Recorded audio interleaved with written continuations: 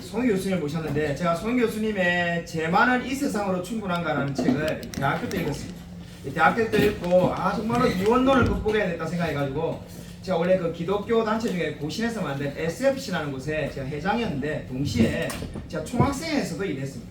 우리 당시 우리 간사님이 저보고 참 이상한 인간이다. 보통 보면은 이 기독 동아리에 사는 사람들은 기독 동아리만 미쳤는데 어떻게 이렇게 뭐 정치에 총학생에 관심이 많아가지고 심지어 제가 진주 공명선거에 선거단장도 하고 그래서 제가 회장일 때 뭘 추진했냐면은 원래 축제가 되면은 다 기도원에 가가지고 일주일 대학 축제 동안에 다 산에 가서 그냥 나무 뿌리 꾼다고 기도하는데 제가 뭐 사상 처음으로 아마 그 위원회 있었는가 모르겠는데 정말 전무후무한 이 축제 때 우리가 주점을 하자 술 팔지 않는 주점을 해가지고 그 남는 모든 수익을 우리 그 당시에 모퉁이 또래 제 기억에 한 80몇만 원을 그 당시에 뭐 90년대니까요 다 헌금했습니다. 그래서 그때 우리 그 간사님이 정말 마음에 안 들었는데 저는 그래도 막 열심히 그렇게 했던 이유가 정말로 이원론을 타파해야 된다는 우리 송 교수님의 책을 읽고 자 정말 이게 맞는 삶이다 해서 그렇게 살았습니다. 그래서 그 합실에 입학하기 전에도 늘 존경했고 그래서 제가 우리 교수님이 정말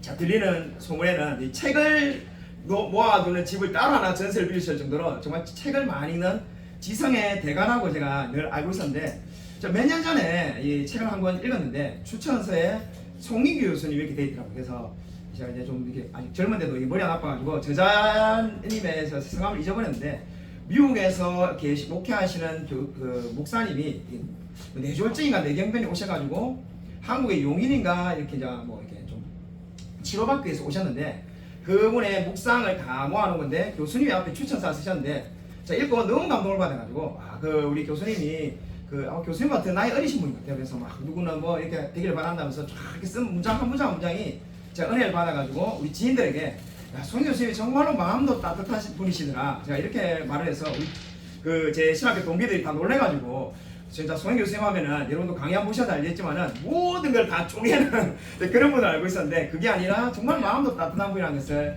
알게 되었습니다.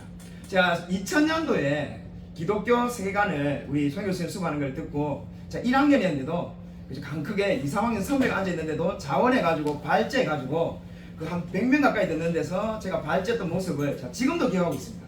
제가 그때 너무 은혜 받았고 감동 받았고 또 신학교 수업이 너무 좋지만은 모든 수업이 솔직히 다 좋지 않는데 다 하고 싶은 마음이 아닌데 정말로 듣고 싶어서 들었던 수업이 기독교 세계관이 되겠습니다. 그래서 오늘 저 그때의 감동을 다시 받고 싶은데 우리 정말 귀한 교수님 오셨습니다. 나오실 때 한번 우리 박수로 한번 환영하도록 하겠습니다.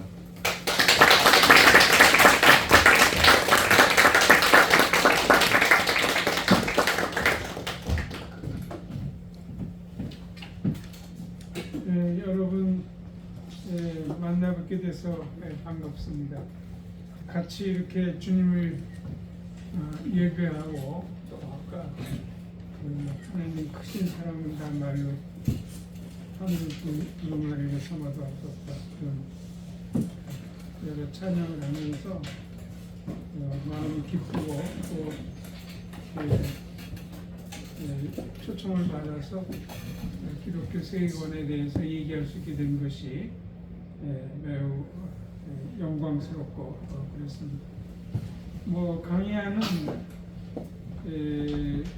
상당히 양도 많고 또 잘 모를 표현도 있고 하지만 결국 오늘 제가 말씀드리고자 하는 것의 핵심은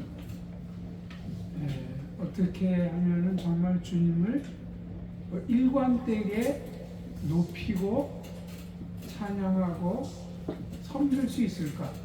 사실 그것을 좀 이론적으로 풀어서 설명하는 것입니다. 우리가 예배를 드리든지 공부를 하든지 문화 활동을 하든지 뭘 하든지 간에 우리의 유일하시고 영광스러우신 우리 주님을 왕으로 모시고 그렇게 할 수 있을까? 거기에 대한 내용입니다. 그래서 이제 오늘 물론 이제 강의안을 조차도 조금 설명을 드리겠지만 다 처음 들으실 때 낯설어서 이해가 잘 안 되는 부분이라 할지라도 뭐 너무 어렵게 생각하지 마시고 누구 표현처럼 생선을 먹을 때 가시가 나오면은 가시는 옆으로 놓고 살만 열심히 먹으면 된다 뭐 그런 얘기를 한 것처럼 혹시 그 어려운 개념이나 이런 게 나온다 할지라도 너무 염려하실 필요가 없습니다. 제가 이제 어떻게 하면은 우리 주님을 교회당에 와서든 또 교회당 밖 세상 속에서 살든 정말 우리 주님을 참 주님으로 이렇게 높이고 그렇게 살 수 있을까? 저도 이제 그런 고민을 하면서 그것을 가로막는 두 가지 문제점이 있다. 이런 것을 발견을 했고 또 저만 얘기하는 것이 아니고 제 선배들도 얘기하고 한 걸 정리한 겁니다. 그럼 그 두 가지 문제점이 뭐냐? 여러분이 프린트를 가지고 계시니까 첫 번째 보면은 지금 금 목사님께서 말씀한 것처럼 소위 한국교회 많이 퍼져 있다고 얘기하는 이원론. 그 다음에 조금 나치설지만 2페이지 그 위에서 한 3분의 1 도표 밑에 보시면 이실론 이렇게 이원론과 이실론이 우리 그리스도인들이 가진 문제점으로서 요것 때문에 주님을 언제 어디서든 참 왕과 참 주인으로 높이고 예배드리고 섬기지 못한다. 그 발견 사항을 거기 이제 적은 겁니다. 그럼 이제 왜 이원론이 그러한 걸림돌이 되느냐? 왜 이실론이라는 것이 그 걸림돌이 되느냐? 그걸 생각해야 되겠죠. 그래서 이제 우선 이원론부터 한번 점검을 해보죠. 이원론이라는 건 뭐냐면 이원론 그런 것처럼 두 가지 원리, 두 가지 원리를 생각하는 그런 견해인데 그 1페이지의 맨 처음에 거기 나와 있는 설명을 한번 보도록 하죠. 이원론 신앙 만만치 문제점이다. 이것은 우리의 삶을 종교적인 것과 일상적인 것으로 나눈다. 사실 뭐 종교적인 것과 일상적으로 나누는 것 자체가 문제되진 않아요.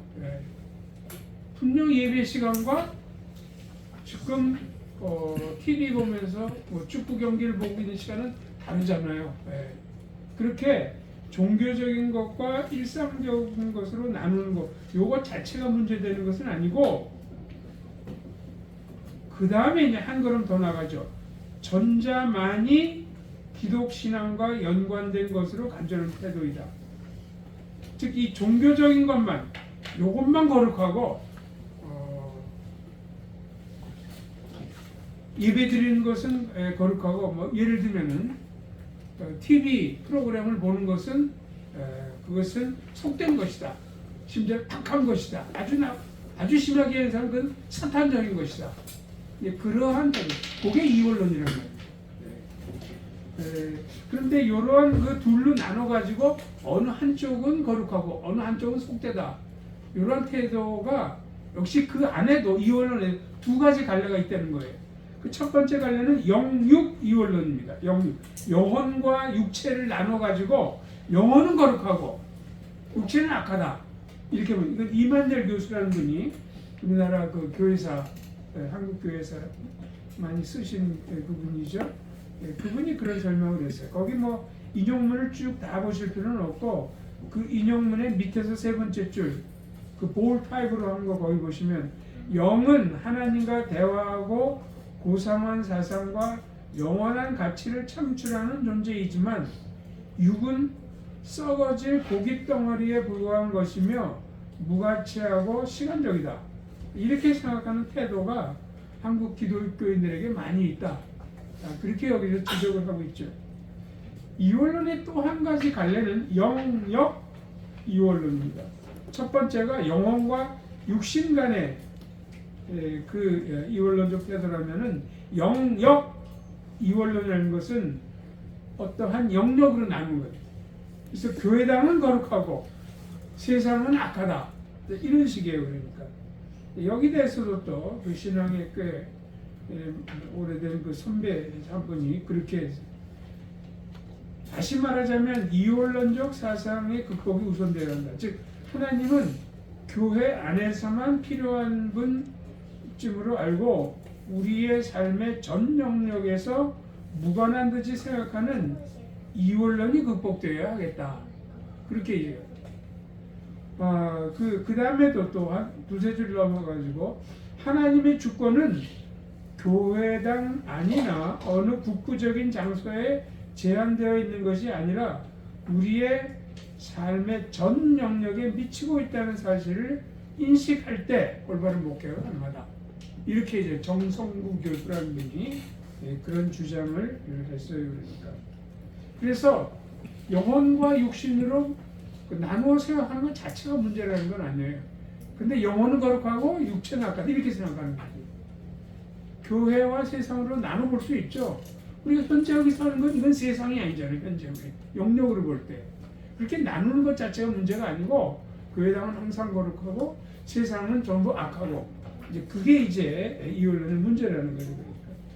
그래서 이제 이런 이원론적 신앙 자세가 극복되지 않으면 밑에 그 아라비아 숫자 4번 동그라미 우리의 인간관, 사회관, 노동관에 있어서 오류가 생길 뿐 아니라 하나님 나라의 확장 및 기독교 문화의 창달에 있어서도 이렇다 할 변화를 기대할 수 없다. 그러므로 우리는 우리의 이원론적 모습을 하나님 앞에 솔직히 인정하고 그에게 해야만 한다. 거기 이제 문제적 분석 이렇게 되어 있는데 너무 그 용어들이 많고 복잡하고 하니까 그냥 제가 쉽게 설명하자면 인간론적 이원론 대 vs 그 뭐뭐 대 뭐뭐 그거죠. 인간관에 있어서의 성석적 이원 이렇게 되어 있는데 쉽게 얘기하자면 인간론적 이원론이란 말은 신학에서 얘기하면 이분설이라는 거예요. 인간은 영혼과 육신으로 되어 있다. 그건 우리가 잘못된 것이 없어요. 그건 우리가 정통적으로 받아들이는 거예요. 그건 오케이. 그런데 인간관에 있어서의 성속적 이원론, 조금 전에 얘기한 것처럼 그 인간이 영혼과 육신으로 구성되어 있다. 그건 잘못된 거죠. 그건 특별히 개혁파에서는 근본적으로 주장하는 거고 성경의 증거를 확실히 확보하고 있는 그런 가르침이 그건 문제가 되지 않아요. 단지 영혼은 거룩하고 선하고 육체는 악하고 열등하고 심지어 나쁘게 얘기하자면 사탄적이기 때문에 금욕주의적인 자세로 나가야지만 우리의 영성이 보장되는 것처럼 이게 이제 문제다. 그 얘기를 밑에서 이제 하고 있는 거예요. 그래서 이제 그걸 좀 이제 하려고 한 것이 2페이지 도표인데 이것도 뭐 자세히 설명하려면 시간이 많이 가고 성경도 다 찾아봐야 되고 그런데 이제 거기다도 좀 말씀드리겠습니다. 우리는 보통 육신이 악하다 그런 생각을 한단 말이죠. 거기 A, B, C, D 영역이 있는데 우리는 보통 육신이 악하다. 그러나 B를 보면은 아담이 아내 하와와 동침한 것 이것은 전혀 문제가 되지 않아요. 오히려 하나님의 섭리 가운데 성관계를 그렇게 했고 이것은 우리가 창세기 2장 24절 25절 이런 데 보면 나오는 것처럼 부모를 떠나 아내와 연합하여 한 몸을 이룰지로다. 그 하나님이 정한 그대로 하는 거죠. 한 몸을 이루는 것은 심리적인 면도 있고 여러 가지 면도 있지만 성적인 연합도 있는 거죠. 그러니까 성관계 하는 거 이런 것 그거 다 하나님이 인정해 주는 거란 말이죠. 성관계는 물론 거기도 정신적인 작용이 들어가지만 대체로 근본적으로 우리의 성기를 사용하고 쾌감을 누리고 하는 이러한 생략적이고 신체적인 작용을 빼놓고 성관계를 생각할 수 없잖아요. 근데 그게 하나님 앞에 아름답다는 거죠. 육신이면 무조건 다 악하고 특별히 우리는 물론 요즘은 또 반대 극단으로 가가지고 너무 쾌락주의로 가서 문제긴 하지만 또 이제 그렇지 않은 일부 사람들은 이 성적인 쾌락 자체를 또 악으로 보는 이런 식으로 이제 그것이 잘못됐다는 거죠. 그러니까 또 뭐 그것 여기서 그걸 다 얘기할 필요는 없지만 C를 생각해 보세요. C. 우리는 영원히 하는 일은 전부 다 선하다 이렇게 생각해요. 그러나 마태복음 6장 그 산상수훈의 일부를 보면은 기도하려고 할지라도 사람들에게 보이려고 하는 기도는 이미 상을 다 받은 것이다. 우리가 기도하는 사람 어떻게 해야 돼요?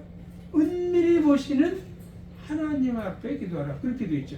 거긴 사실 기도, 구제, 금식 순서로 얘기한다면 구제, 기도, 금식. 기도, 구제, 기도, 금식 자체가 하나님 앞에 인정을 받는다는 것이 아니에요. 사람들에게 보이려고 하면은 구제든 기도든 금식도 아깝게 된다는 거죠. 그래서 구제, 기도, 금식 이런 것들이 주로 영혼의 활동이지만 영원히 한다고 해서 저절로 다 하나님이 인정하시는 게 아니에요. 올바른 동기를 해야죠. 어떻게? 은밀히 보시는 하나님 기쁘시게 하고 하나님과 교제하는 가운데 하는 것만이 그것이 올바른 그런 것이 된다는 거죠. 그래서 흔히 생각하는 것처럼 육신은 무조건 다 악하고 영원히 하는 건 무조건 거룩하고 그렇게 생각할 수가 없다는 것을 제가 표를 얘기한 겁니다. 그건 세상에 있어서도 마찬가지예요. 거기 세상관에 있어서 성경 이원론도 네 경우에서 A, B, C, D가 있죠. 교회 세상이요. 우리 세상에서 하는 건 전부 다 악하고 아까 얘기한 것처럼 문제가 된다 이렇게 생각하지만 골로새서 3장 22절부터 24절 보면 바울이 골로새를 쓰면서 노예들에 대해서 뭐라고 했냐면 노예들아 너희가 무슨 일을 하든지 죽게 하듯 하라. 마음을 다 죽게 하듯 하면 그것이 상급을 받고 주님께서 상급을 받고 예수 그리스도를 주로 높이게 되는 그런 영적인 가치를 창출한다. 제가 느슨하게 표현한 거지만 그렇게 얘기하고 있어요. 근데 노예가 하는 일이 뭡니까? 예전에 뭐 우리가 뭐 1세기의 학자가 아니라도 되게 알잖아요. 노예가 하는 일이 뭔지. 옛날 분들은 아마 스파르타커스, 뭐 포바데스 이런 영화도 보셔서 아주 나이가 많으신 분들은 그렇지 않더라도 그 검투사 뭐 그런 영화도 있었고 뭐 여러 가지가 있잖아요. 노예가 하는 일 뭐 그 주인 뒷바라지 하는 거 여자 노예 같으면은 그 주인 화장할 때 옆에다 다 도와주고 목욕탕에 물 채우고 심부름하고 심지어는 그 당시에 광석 채취니 이런 것들 다 노예가 있어요. 노예가 없었으면 로마 사회가 제대로 지탱이 될 수 없을 정도. 그럼 아주 천한 일들을 했거든요. 근데 그건 정말 종교적인 그런 게 아니죠. 그럼에도 불구하고 죽게 하듯 하고 주를 섬기듯이 하면 너희는 주 예수 그리스도를 예배하는 것이 되고 상급을 받는 것이 그렇게 얘기하고 있단 말이죠. 반대로 또 우리가 아까 얘기한 것처럼 우리가 교회에서 기도를 한다고 합시다. 거기 C번 교회에서 기도를 하면 다 거룩한 건가? 그렇지 않다는 거예요. 정욕으로 쓰려고 잘못 기도하는 기도도 있다는 거죠. 그러니까. 그래서 이러한 교회에서 하는 활동이라고 해서 무조건 다 선하고 거룩한 게 또 아닐 수도 있다는 거예요. 그러니까. 이것이 이제 그 이원론의 있는 문제점들을 제가 대충 이제 정리를 한 것입니다. 이 신론은 조금 어려워요. 이 신론은 뭐 신학교를 다니신 분들이 아니면 이런 용어를 들은 경우도 이제 없고 또 신학교를 다녀도 이 신론을 그냥 자세히 배우지도 않기 때문에 그 내용이 이제 쉽게 들어오진 않는데 제가 이제 핵심되는 것만 말씀드릴게요. 또 우리 한국 사람들이 그런 이 신론을 가지고 있단 말인가 이제 그런 거에 대해서 조금 더 말씀드릴게요. 이 신론이라는 말도 니즘이라고 얘기하는데 이 신론이라는 건 신의 활동을 굉장히 합리적으로 생각한다는 이론이다 이런 뜻이에요. 이 신론이라는 말이 앞에 이는 이치, reasoning이죠 영어로 가지고 합리적으로 신의 활동을 합리적으로 생각하는 이론이에요. 그래서 그들이 볼 때는 쉽게 해서 그들이 볼 때는 기적이 하나님이 기적을 일으키고 이런 것이 합리적이지 못하다고 본 거예요. 그 사람들의 경우는 뭐 이거는 그 불트만이라는 그런 신학자가 있었어요. 그것도 역시 신학교 다니는 분쯤이 아니고 예를 들면 불트만은 불트만은 물론 이실론자는 아니지만 그러나 어쨌든 비슷한 내용에서 제가 소개를 하는 겁니다. 근데 불트만은 복음서를 보면 기적밖에 없잖아요, 사실. 병 고치고 귀신 내쫓고 거의 다 기적으로 되어 있다는. 그걸 이제 불트만이 생각해 볼 때 그런 복음서 읽을 때 오늘날 사람들이 어떻게 이걸 다 믿을 수 있단 말이냐. 오늘날 전기가 들어오고 과학이 이렇게 발달됐는데 그 전 사람들이니까 그런 희한한 걸 믿었지 오늘날은 믿을 수가 없다. 뭐 이런 식으로 나와요. 마찬가지로 특별히 그러니까 지성적으로 깨이고 이런 사람들이 복음서를 읽을 때 산상수훈은 그렇게 크게 문제가 안 돼요. 기적이 문제가 되는 거예요.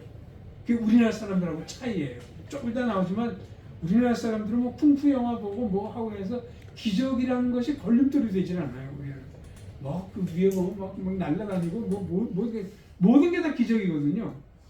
그런데 서양 사람들 합리적으로 이제 과학과 이런 것 쭉 발전된 사람들에게 이게 문제가 되는 거예요. 그래서 기적을 빼버리고 신을 믿고 싶다. 그게 바로 이실론이에요, 그러니까.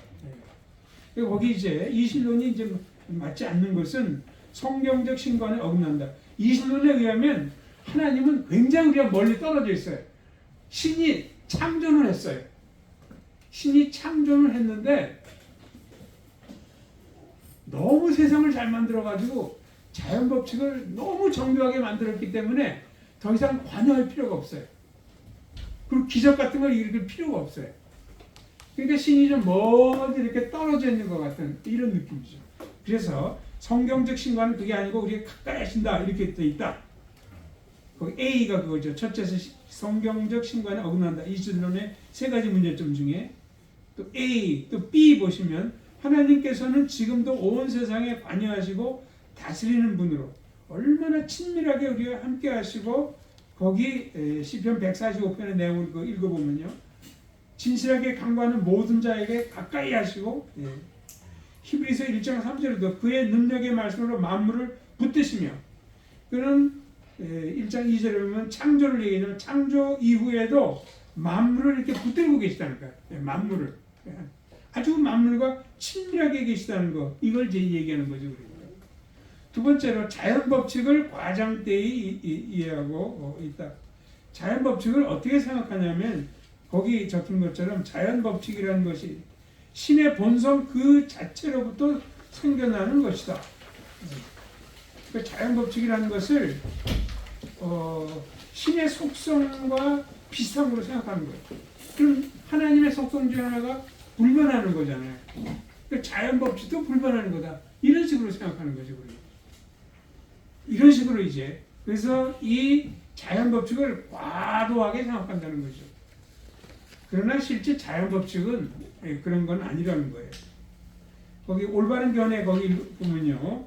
3페이지 올바른 자연 법칙이란 자연의 능력들이 작용하는 방식에서 발견되는 바 다양성 속의 획일성에 대한 인간의 묘사. 그냥 인간이 이렇게 묘사한 거예요. 인간이 인식해가지고 묘사한 거라는 거죠. 그러니까 불완전하죠. 인간의 인식은. 그런 거지 무슨 자연 법칙이 신의 속성으로부터 완전히 이렇게 유출돼가지고 하나님과 똑같은 것처럼 너무 자연 법칙을 높이 생각했다는 거예요. 대체로 이렇게 이제 우리가 이제 보면은 수소 둘에다가 산소 하나를 섞으니까 물이 되더라. 자꾸 이렇게 하다 보니까 이제 이게 자연 법칙이 그런 거잖아요. 또 금이 안 녹는데 왕수에 이렇게 넣으니까 자꾸 이렇게 녹더라. 그러나 수소 둘에다가 산소 하나를 합쳐도 실험 조건이 달라지면 물이 안 되는 수도 있어요. 그러니까 그냥 대체로 우리가 자연에서 여러 다양성 속에서 발견되는 그래도 뭔가 규칙적인 것이 뭐가 패턴이 발견되는 거 그거에 대해서 자연 법칙이다 이렇게 말을 붙인 거에 불과하지 자연 법칙이 신의 속성에서 유출되든지 신의 속성을 그대로 닮으면 불변하고 이런 것이 아니다. 그 말을 이제 하려고 한 것이죠. 예. 그 다음에 기적에 대한 선입견, 기적은 절대 이제 발생할 수 없다. 뭐 이런 것들에 대해서 또 여기 이제 반론이 이렇게 있습니다. 어쨌든 이실론은 신의 활동을 굉장히 합리적으로 이제 설명하려고 하는 그런 이론이란 말이죠. 여기 이제 3페이지 바닥에 보면 이신론의 운명 이렇게 돼 있는데 3페이지 바닥에 1. 자연세계에 대한 올바른 이해. 자연세계에 대한 올바른 이해를 하려면 우리는 하나님과 피조물 사이 협력으로 이해할 수 있다.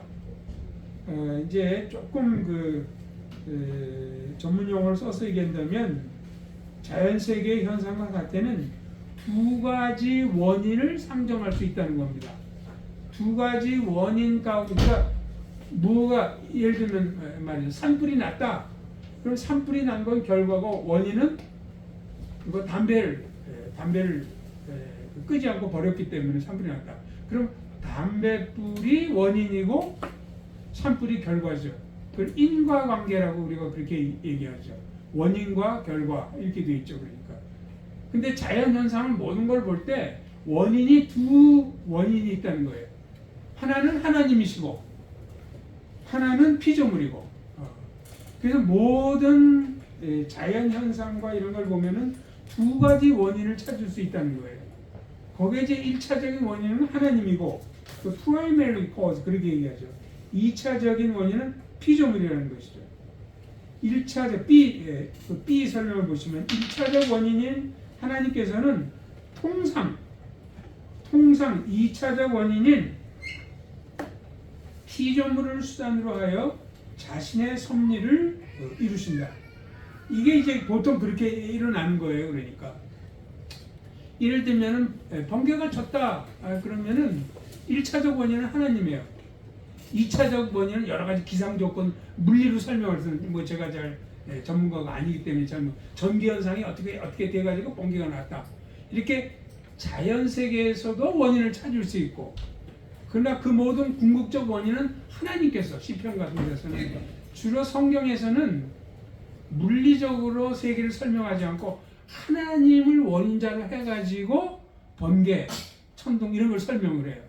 과학 세계에서는 하나님을 얘기하진 않고 자연계 내에서 발견될 수 있는 인과관계를 추정해 나가는 것이 그것이 과학에 하는 것이죠.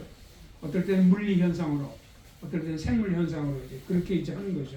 그러나 전체적으로 보면은 하나님이 항상 최종 원인이시고 피조물이 피조세계 또 이런 것들이 2차 원인, 이 두 가지가 함께 이렇게 작용한다는 거죠. 그러나 그것은 100% 항상 지켜지진 않아요. 여기에 소위 기적, 하나님이 기적을 일으키시는 게 우리가 뭐 기적에도 여러 종류가 있지만 뭐 홍해 갈라지는 것도 있고 메추라기 기적도 있고 물로 포도주 된 기적도 있고, 그런데 기적의 경우는 2차 원인이 없는 경우가 꽤 있어요. 예를 들면 가나 혼인잔치에서 물로 포도주를 만든 걸 생각해 보세요. 물을 아무리 오래 해서 술로 안 바뀌어요. 만약 물이 술로 바뀌는 걸 할 수 있다면 양조 사업은 다 망해버리겠죠. 왜냐면 우리도 물 잘 이렇게 하면 다 술이 돼버리니까. 그럼 물을 아무리 오래 둬도 술로 바뀌지 않습니다. 절대. 그러니까 이렇게 가나온데 이 기적이라는 것은 뭐냐면 2차 원인이 없는 거예요. 자연계에서는 화학적으로는 절대 설명할 수 없고 하나님이 직접 일으키신 거죠. 그러니까 1차 원인만 있고 2차 원인이 없는 걸, 이건 우리가 이제 기적이라고 얘기하는 거죠.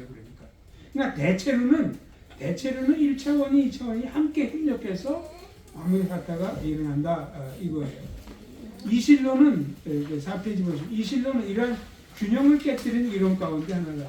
이실론은 주로 2차적 원인에만 창념한 가운데 1차적 원인을 도외시하거나 무시하는 길을 택했다.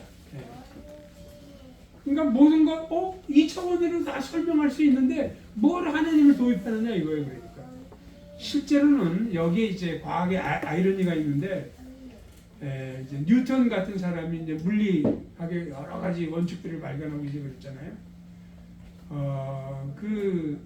그래서 맨 처음에 과학자들이 거의 크리스천들이었고 하나님을 믿는 사람들이었어요.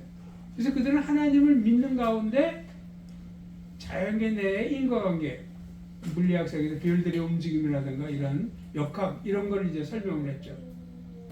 또 어떤 사람들은 생물학 내에서 인과관계를 이제 발견했어요. 근데 점점 사회가 세속화되다 보니까 물리학 같은 것도 물리 내에서로 다 설명될 수 있는데 뭐하러 하나님을 도입하느냐? 하나님을 배제해버리기 시작해. 생물학에서도 마찬가지고. 그 대표적인 게 다윈이죠. 그러니까. 다윈도 처음에 신학도 공부하려고 그러고 뭐 여러 가지 그런 요소가 좀 있었어요. 그러나 이 자체로 다 설명할 수 있는데 뭘 하나님을 도입하느냐 하는 거죠. 그래서 이제 거기 B번 보시면 과학자들 물리과학과 생물과학이 자연 내의 인간관계를 밝히면 밝힐수록 제1차 원인이 불필요하게 느껴졌다. 하나님을 도입할 필요가 없는 거예요. 이신론자들이 그렇게 한 거죠. 그래서 이신론이 결국 뭐로 바뀌냐면 C, 결국은 불가지론. 불가지론은 신이 존재하는지 잘 모르겠다. 그런 거죠. 무신론 쪽으로 이제 간 거예요. 무신론 쪽으로 하면 아예 이제 신을 배제해버리는. 그게 이제 서양 이신론의 이제 발전상입니다. 그럼 한국 사람들이 그런 이신론을 가지고 있단 말인가? 저는 그렇게 생각하지는 않아요. 그렇지만 한국 사람들이 어떤 면에서 이신론과 비슷한 생각을 했냐면 그냥 하나님의 역사를 생각할 때 태양이 떠오른다. 그냥 내일 아침에도 태양이 떠오르겠지 뭐. 또 뭐 혜성이 날려들고 뭐 이렇게 되겠지 뭐. 오리나 우리가 짝짓기 해갖고 새끼 낳겠지 뭐. 전혀 하나님을 도입하지 않으면서도 이런 모든 현상들이 생긴다고 하는 면에서 이신론과 비슷하다는 거예요. 그러면서도 또 우리들은 이 기적을 또 배척하지 않아요. 아까 얘기한 것처럼 우리의 그런 면에서 우리 세계관이나 중국 세계관이 비슷한데 중국 그 쿵푸 영화를 많이 보고 저도 이제 쿵푸 영화를 상당히 이제 많이 봤는데 뭐 어이샤마 뭐 이런 것도 있지만은 그 어떤 영화들은 보면 신하고 신령 다 뒤섞여 있어요. 같이 교류하고 뭐 그러니까 뭐 나오는 모든 게 막 날아다니는 것 정도뿐만이 아니고 뭐 모든 게 다 기적이죠. 그러니까 기적과 자연현상이 나누어져 있질 않아요. 그게 이제 우리도 이제 거기 이제 그거 보시면 동양 그래서 우리나라 사람들이나 동양 사람들이 가진 그 이신론 현상을 제가 동양적 유사 이신론 이런 명칭을 한번 붙여봤는데 두 번째 자연현상은 그냥 자연적으로 발생한다고 생각함. 조금 전에 얘기했죠. 우리가 겪는 사건의 현상은 신과 무관하게라도 일어나는 바라고 여기 태양은 내일도 떠오르고 나는 지금 살아있고 뭐 이런 식으로 했죠. 또 기적에 대한 이해가 기적의 발생을 부인하지 않지만 그런 기적들조차 신적 역사로 보질 않고 그저 자연이 발생함. 이게 쿵푸 영화나 이런 데서 우리가 받는 세계관이에요. 동양이든 예로부터 신을 인정함 없이 장풍, 축지법, 신비스러운 치유, 인간의 소생, 천지개벽을 다 받아들이는 거예요. 그래서 이 완전 서양 이신론은 아니지만 하나님과 무관하게 이런 현상들이 막 지금 돌아가고 있다든지 그러면서도 기적도 또 일어나는 요걸 제가 동양적 유사 이신론이라고 이야기를 하는 것이죠. 그러니까 이제 이원론을 받아들이게 되면은 하나님의 주되심을 반으로 쫙 쪼개버리는 거예요. 영혼의 활동 생각하고 교회에 올 때는 하나님이 우리의 왕이고 예수님이 주인이세요.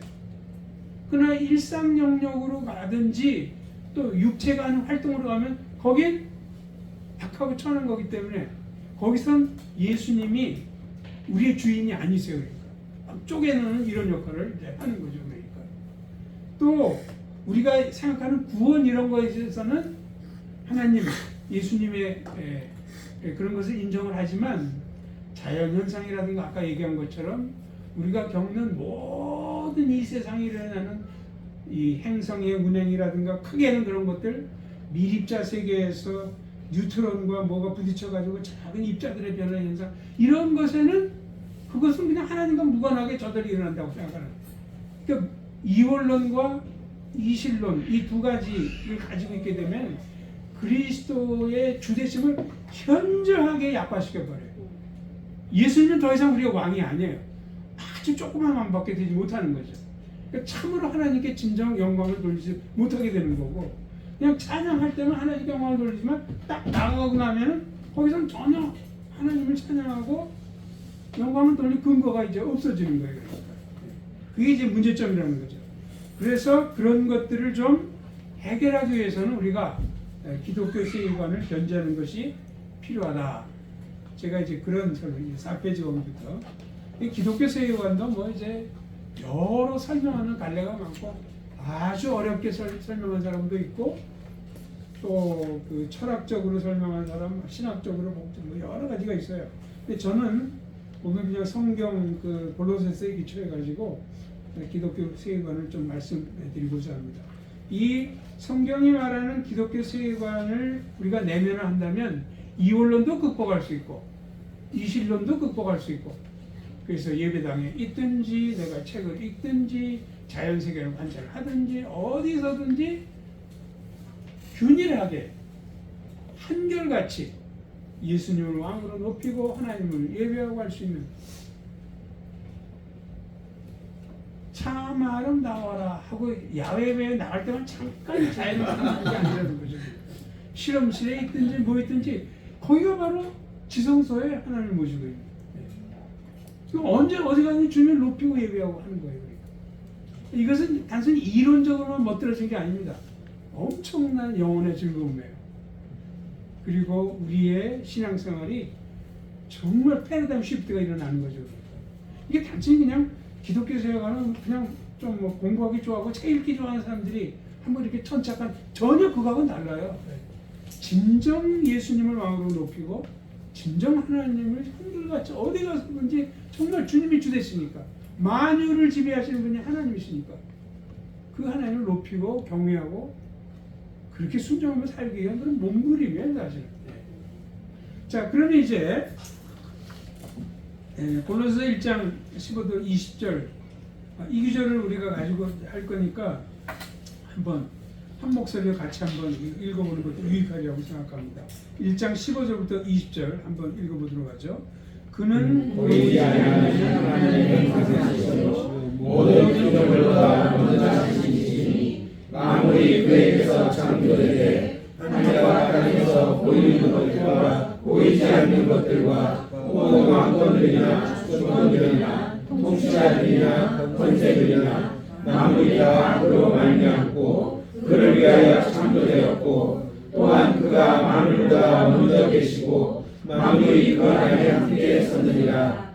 그는 몸인 교회의 머리시라. 그가 근본이시오 죽은 자들 가운데서 먼저 나신 이시니 이는 신이 만물의 으뜸이 되려 하시며 아버지께서는 모든 충만한 것을 세상에 거하게 하시고 그의 십자가의 피로 화평을 이루사 만물 또 땅에 있는 것들이나 하늘에 있는 것들이 그로 말미암아 자기와 화목하게 되기를 기뻐하시니라. 아멘.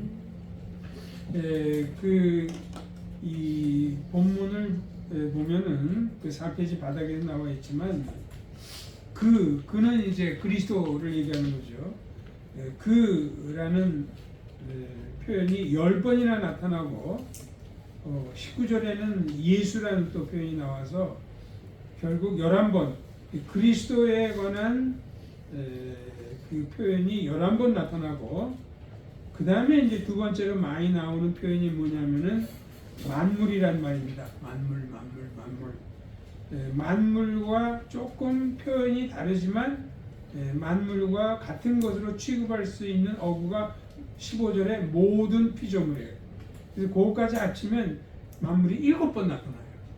그러니까 지금 이 골로새서 이 본문에서는 이 그리스도와 만물 사이의 관계를 지금 설명하려고 하는 거예요.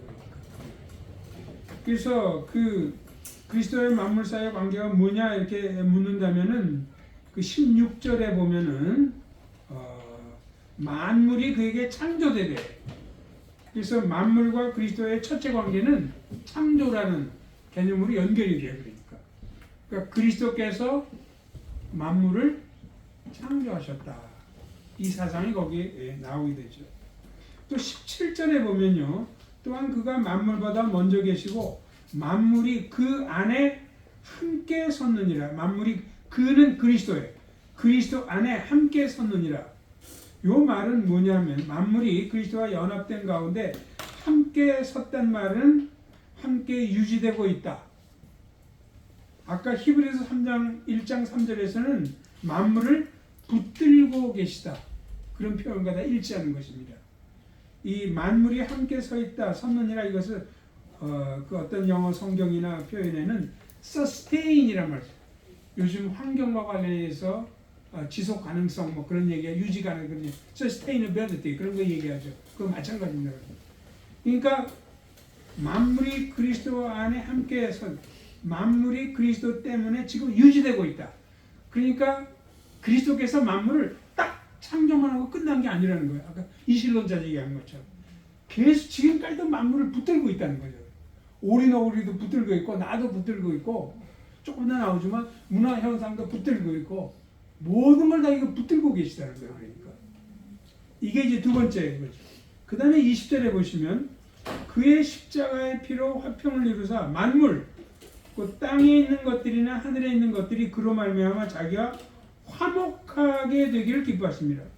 여기 보면은 만물이 하나님과 화목하게 되는 그 일을 뭘로 하셨냐면 십자가의 피로 화평되었다. 십자가의 피로. 그래서 그 만물을 창조했고 만물을 지금도 유지하고 지탱하고 계시고 동시에 만물을 하나님과 화목시켰다는 거예요. 뭐로? 십자가의 피로. 그러니까. 그러면 화목시켰다라는 말은 십자가의 피로 화목시키기 전까지는 어떤 상태인가? 소위 원수예요. 원수 상태에 있었다는 거예요. 이것은 인간의 타락과 연관이 됩니다. 인간이 타락했을 때 인간만 하나님과 원수된 것이 아니에요. 자연세계도 하나님과 원수가 되죠. 우리가 이제 찔레와 엉겅퀴가 막 나오고 동물이 사람을 공격해갖고 뭐 우리 해롭게 하기도 하고 바이러스가 우리를 갖다 침투해가지고 병을 일으키기도 하고 그런 모든 그 이런 것들이 이제 인간이 타락함으로 말미암아 인간만 하나님과 원수된 것이 아니고 자연세계도 원수가 되고 우리의 문화활동도 하더라도 하나님과 원수관계를 형성하게 돼요. 이렇게 전부 되는 건데 예수님께서 십자가의 피를 흘렸기 때문에 이것 때문에 인간과 하나님도 화목하게 됐지만 자연세계도 화목하게 됐고 자연세계도 이는 우리가 아는 것 10편 19편처럼 하늘이 하나님의 영광을 선포하고 작은 산이 솟격치고 왜 그런 화목이 일어났느냐? 바로 예수님의 십자가 보혈 때문에 그렇다는 거예요.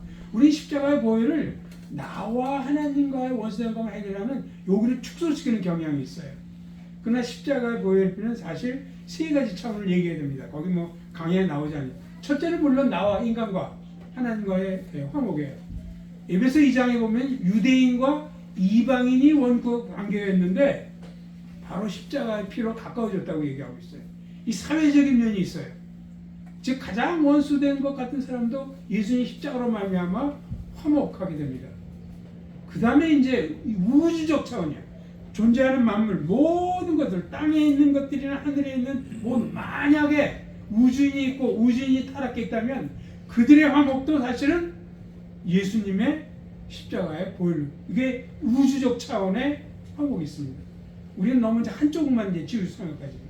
그래서 이렇게 만물은 그리스도께서 창조하신 것이고 만물은 그리스도께서 지금 지탱하고 계신 것이고 만물은 예수님이 자기의 보혈을 피로써 하나님과의 원수관계를 화목하게 하신 이 세 가지를 여기서 설명합니다. 이게 기독교 세계관의 요체입니다.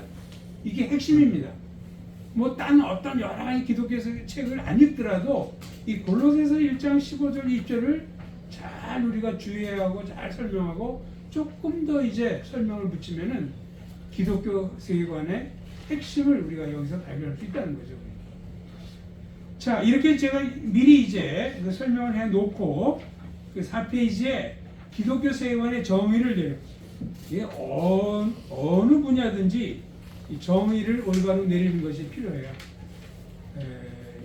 그렇지만 이게 쉬운 작업은 아니고 또 단순히 이론적으로 많이 느껴지지만 어쨌든 기독교 세계관을 저는 아주 복잡하게 정의내리고 싶지 않습니다. 그럼 기독교 세계관이라는 어구에 나와 있는 그대로 전 정의를 내리고 싶어요. 쉽게. 지금 뭐냐? 기독교 세계관이 뭐냐? 세계, 거기 기독교 세계관, 기독교 세계관, 기독교 세계관을 형성하는 세 요소가 있는데 첫 번째는 세계, 세계를 기독교적으로 보는, 그래서 기독교 세계관이죠. 세계를 페미니스트 관점에서 볼 수도 있어요. 온 세계를 마르크시스트 관점에서 볼 수도 있어요. 온 세계를 힌두교적인 세계관으로 볼 수도 있어요. 그러나 우리는 기독교적으로 본다. 기독교적으로 보는 거죠. 보는 것은 단순히 눈으로만 보는 게 아니고 마음으로 파악하는 것을 포함하는 거죠. 기독교 세계관이 뭐냐? 세계를 기독교적으로 보는 태도나 행위. 그게 기독교 세계관이에요. 근데 이게 골로새서에 다 담겨 있단 말이죠. 그러니까 이 세계는 뭐냐? 이 만물, 만물이란 말, 세계를 이제 만물이란 말로 골로새서가 표현을 하죠. 물론 골로새서에 딱 나오지 않지만 제가 볼 때는 성경 전체를 보면 그 만물에는 인간이 있고 자연 세계가 있고 인간이 있고 인간이 힘을 가해서 생겨나는 문화라는 것이 있고 그 다음에 인간과 인간 사이의 관계에서 창출되는 사회라는 것이 있고 이 네 가지가 저는 이 만물의 범주에 해당되는 것으로 그렇게 봅니다. 그래서 세계, 즉 세계, 자연, 인간, 문화, 사회 요것을 기독교적으로 본다면 조금 전에 얘기했죠. 바로 창조, 유지, 화목 요렇게 창조, 유지, 화목으로 보는 것은 기독교밖에 없어요. 아주 기독교의 독특한 겁니다. 그래서 여기 이제 만물의 자연 이렇게 되어 있죠. 자연도 우리가 하나님이 창조한 것이다. 자연도 그리스도에 의해서 유지되고 있다. 자연도 원수 관계를 십자가의 보혈로 화목 관계로 바꾸었다. 이렇게 할 수 있는 거고. 그다음에 인간도 마찬가지예요. 아까 만물의 두 번째를 제가 인간이라고 얘기했습니다. 인간도 그리스도께서 창조한 것이다. 인간도 지금 그리스도께서 유지하고 계시다. 인간도 십자가의 피로 화목하게 됐다. 문화도 창조하셨고 유지시키시고 하나님과 원수 관계를 화목했다. 사회도 마찬가지. 그게 사실 기독교 세계관의 전부예요. 만약 이것이 내면화되면은 이원론이 설 자리가 없는 거죠. 존재한 모든 것이 다 주님의 사역에 다 연관되죠. 창조, 유지, 화목 거기다 연관된 것이니까. 이신론이 틈잡을 때가 이제 없는 거죠. 이 만물에는 아까 얘기한 자연은 아까 뭐 동물, 식물하고 광물, 밑으로 내가 물리세계 뭐 이런 걸 다 포함하는 것이니까. 그래서 기독교 사역이 중요하다는 거죠. 이원론도 극복할 수 있고 한국 사람이 가지고 동양 사람이 가지고 있는 이런 이신론적인 요소도 극복할 수 있어서 언제 어디서 무엇을 하든지 참으로 주님을 우리의 왕과 우리의 구세주와 우리의 주인으로 모시고 경외하고 찬양하고 높이고 일관성 있게 시험실에서나 학교에서나 버스를 타고 가든지 소설을 읽든지 예배를 드리든지 누구와 교제를 하든지 어디서나 그렇게 할 수 있다. 그렇게 이제 자 제가 이제 요체에 대한 핵심들을 거기 말씀을 드렸고요. 그 4페이지 바닥에 보면은 기독교 세계관에 세 요소가 아까 있다고 그랬는데 세 개 기독교적으로 보는 것 이게 세 요소라고 그랬죠. 첫째 요소는 기독교 세계관의 대상을 골로새서는 만물이라고 얘기하고 있다. 근데 이 만물이라는 것 만물이라는 것을 성경 전체와 연관시켜서 보면 5페이지에 첫째 요소 이 세계와 만물에는 아까 얘기한 자연이 있고 그래서 거기 보면 자연 세계를 하나님이 창조하고 뭐 이런 것들 식물, 동물 그러나 이거 말고도 자연 세계는 아주 소립자의 세계도 있는 거고 그런 것까지 성경에 소립자의 세계가 자세히 나와 있지 않기 때문에 그 당시에는 그런 면으로 과학이 발달되지 않았으니까 이미 그 당시 사람들이 알고 있던 자연에는 주로 우주와 지구, 식물, 동물 이런 것이었으니까 그것만 소개를 한 겁니다. 둘째 대상은 인간이에요. 인간은 하나님의 형상을 따라 지음받은 피조물이죠. 셋째 대상은 문화예요.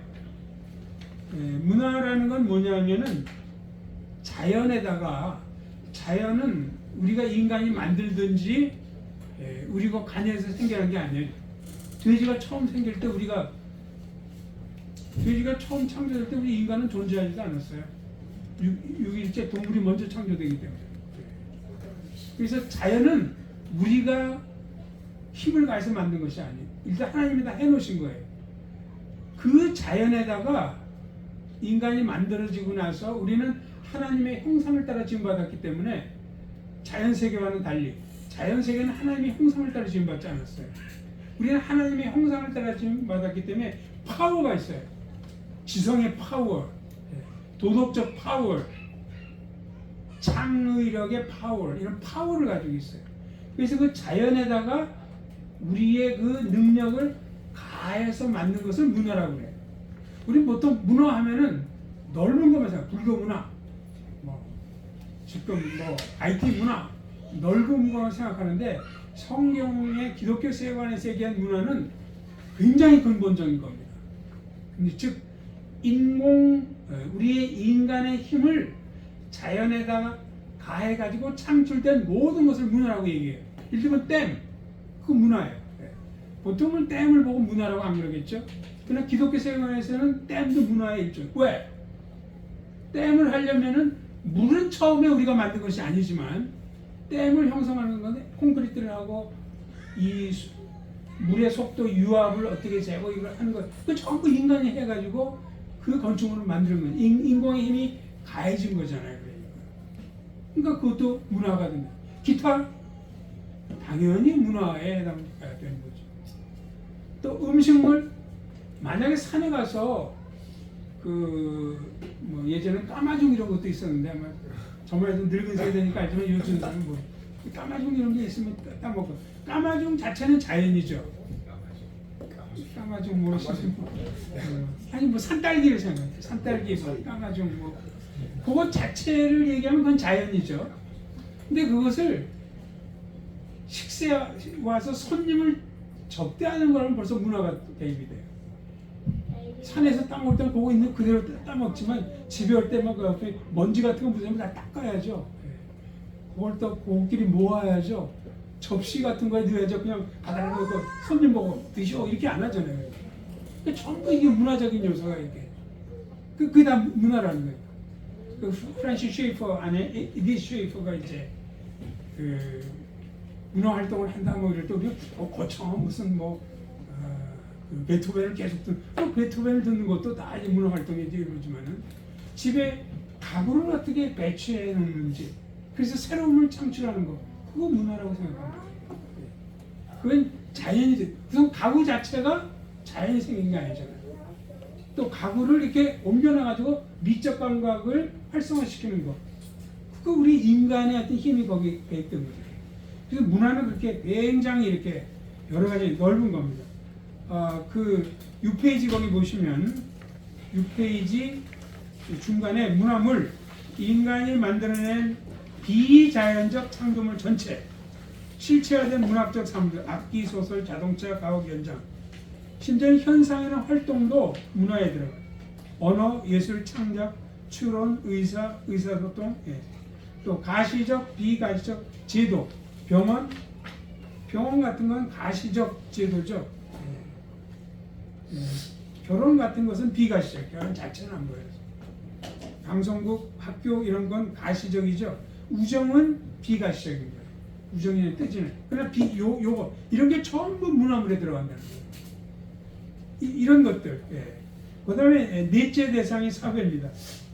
사회는 남자와 그 창세기 1장 27절에 보면 그 하나님이 형상을 따라 만들었는데 남자와 여자를 창조했다 이렇게 돼 있어요.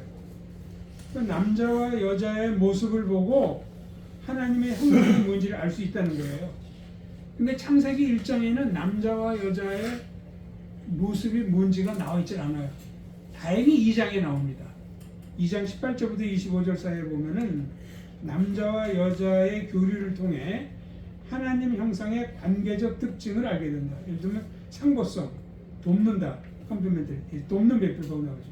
친밀성, 이는 내 뼈 중에 뼈요, 살 중에 살이라.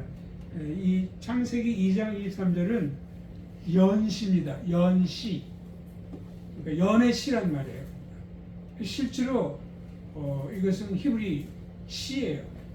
그래서 요즘 번역하는 성경들은 시처럼 따로 이렇게 표현하는데 어쨌든지 간에 남자에게서 취해서는 여자죠. 이건 굉장히 남성과 여성의 친밀성이고요. 또 이러므로 남자가 부모를 떠나 연합하여 한 몸을 이룰지로다. 그래서 창세기 2장이 결혼에도 사용할 수 있지만 그보다 더 훨씬 남자와 여자의 관계뿐만이 아니고 나와 너, 사회를 이루는 가장 기본 단위에도 적용할 수 있는 거예요. 우리가 이 사회가 제대로 되려면은 그것이 학교든지 병원이든지 가정이든지 상보성, 친밀성, 합일성이 나타나는 거예요. 근데 그 원래 하나님이 이렇게 정하신 거기 때문에 그래요. 이렇게 이 관계적 속성은 사실 이 삼위일체 하나님과 연관이 됩니다. 하나님은 원래 삼위일체였잖아요. 그래서 그 하나님의 형상을 따라 지음받은 남녀 아니면 나와 너 공동체의 기본 단위 역시 상보성, 친밀성, 합일성을 반영하게 된 거죠. 인간의 모든 개인관계와 사회영역, 가정, 교회, 국가 등은 그 존재의 뿌리를 삼위일체 하나님 안에 가지고 있다. 바꿔 말하자면 모든 개인관계와 사회영역, 가정, 교회, 국가 등은 하나님 형상의 반영이라고 볼 수 있다. 그래서 이 첫 번째 그 요소가 만물인데 만물이 이렇게 자연, 인간, 문화, 사회 네 범주로 나눠볼 수가 있다. 이게 첫째 요소예요. 둘째 요소는 조금 그 전으로 한번 돌아가 보죠. 5페이지 꼭대기 보면 둘째 요소가 나와 있죠. 이것은 기독교 세계관의 둘째 요소는 기독교의 특성입니다. 즉 그리스도께서 하신 바예요. 아까 얘기했죠. 창조, 유지, 화목. 이게 기독교 세계관의 특성이에요. 특성, 둘째 요소. 이러한 특성은 페미니즘에도 없고 힌두교에도 없고 이슬람에도 없고 마르크시스에도 없고 이건 기독교에만 나타나는 그런 특성이라는 거죠. 그래서 이 모든 만물을 창조하셨고 모든 만물을 유지하고 계시고 모든 만물을 십자가의 피로 원수관계를 화목시키시고 그것을 우리가 계속 이야기를 하는 거죠. 7페이지로 와서 보시면 7페이지로 와서 보시면 그래서 이 특성을 창조 만물이 이제 그로 말미암아 지음바 되었다. 그건 아까 얘기했죠. 유지 다 보존하신다. 이를 성신과 땅과 땅의 만물과 이 모든 걸 보존하신다. 아까 히브리서 1장 3절 얘기했죠. 만물을 붙으신다. 화목에 대한 건 아까 골로새 1장 20절을 이야기를 했어요. 그래서 이걸 종합적으로 정리해 보면은 만물의 범주를 넷으로 나눌 수 있고 자연, 인간, 문화, 사회. 이건 가로고요. 그 다음에 만물의 기독교 특성은 창조, 보존, 완성 아니면 화목 이렇게 해서 컴비네이션을 하면 12개가 있죠. 그러니까 자연도 하나님이 창조하신 것이다. 자연도 하나님이 그리스도께서 보존하고 계시다. 자연도 그리스도께서 화목시키셨다. 이렇게 이제 괄호로 이렇게 설명할 수 있고 아니면 이 특성으로 설명하려면 창조의 대상은 자연, 인간, 문화, 사회 네 가지다. 그리스도께서 보존하고 계신 것은 자연, 인간, 문화, 사회다.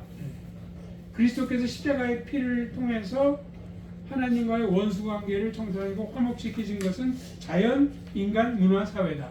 이렇게 보든 저렇게 보든 해서 12가지가 있고 그 마지막으로 기독교 세계관은 그것을 보는 태도 그러고 얘기했는데 여기서 본다는 말은 태도, 인식 이런 걸 포함하죠. 그래서 이제 이것을 한번 질문으로 한번 바꿔보면요. 얼마나 우리가 기독교 세계관이 잘 형성되어 있나 하는 것을 스스로 자기평가를 해보는 겁니다. 예를 들면은 첫째 핵심 거기에 이미 이루어진 바 자연을 볼 때 얼마나 그리스도 하나님의 역사를 인정하는 것. 그래서 제가 아까 했지만 참 아름다워라 그때뿐만이 아니고 물고기 키싱브라미 물고기 막 있죠 이렇게 그런 것부터 시작해가지고 뭐 미립자의 세계 뭘 보든지 거기서 하나님 그리스도의 역사를 거기서 인정합니다. 그럼 찬양이 나오죠. 그러니까 아주 매크로 월드, 그러니까 거대 뭐 여러 가지 갤럭시 뭐 이런 걸 보면서도 하나님을 찬양하지만 또 완전히 미립자 세계도 참 신비롭다고 그래요. 미생물하고 연구하는 사람들은 얘기를 들어보면 지금 우리가 알고 있는 미생물이 전체 7%밖에 안 됩니다. 굉장히 모르는 게 이제 많은 거예요. 근데 그걸 들어가보면 들어갈수록 그 오밀조밀하고 그걸 발견하면서 감탄하면서 그 실험실 자체가 아까 얘기한 지성소가 되는 거예요. 그래서 자연신을 볼 때마다 인정하는 거예요. 인간을 볼 때 하나님의 형상은 이거 굉장히 중요하죠. 그 사람이 못 배웠든지 공산주의자든지 심지어 사탄 숭배자를 할지라도 우리는 그 사람에게서 하나님의 형상을 인식할 수 있어야 됩니다. 야고보서 2장에 보면은 그 부자 가난한 자 이렇게 나눠가지고 부자에게는 앞으로 오소서 가난한 자는 내 발등상에 앉으라 뭐 이렇게 차별하거든요. 왜 그렇게 하냐면 사람은 누구든지 다 하나님의 형상을 따라 지음받은 모든 존재는 기본적인 긍지를 가지고 있어요. 그러니까 누구든지 간에 우리가 그런 눈으로 보는 이게 기독교 세계관을 가진 사람. 보통 우리는 편견이 많아요. 잘생긴 사람, 월급이 높은 사람을 높이 생각하고 그렇지 않은 사람은 우습게 생각하고 또 거기에 따라 나도 열등의식 하고 월수가 왔다 갔다 가고.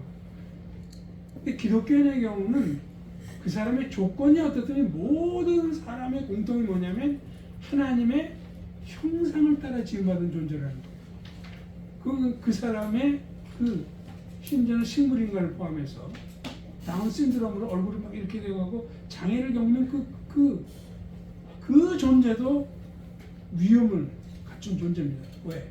하나님의 모습을 따라 지음받았기 때문에. 문화를 볼 때 창조에 대한 청지기적 사명과 하나님의 선한 눈길을 끊임없이 의식하는 것. 사회를 볼 때 삼위 하나님의 존재론적 뿌리를 인식하는 것. 왜냐하면 사회가 제대로 되려면 아까 얘기한 것처럼 상보성, 친밀성, 합일성 이게 나타나야 되니까. 어느 학교든지 잘 되고 있는데 보면은 벌써 상보성이 있고 벌써 합일성이 있고 친밀성이 있어요. 잘 안 되는 데는 상보성 대신에 서로 싸우는 거죠. 보완해주지 않고 싸우고 친밀성 때문에 소외시켜요. 왕따시키고. 왕따는 근본적으로 소외거든요. 그 다음에 합일성. 하나로 만들지 않고 자꾸 이렇게 나누려고 그래요.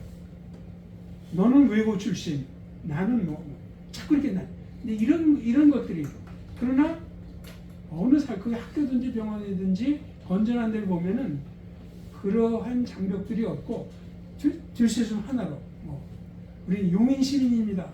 이런 표현, 우리 다 같이 용인 시민입니다.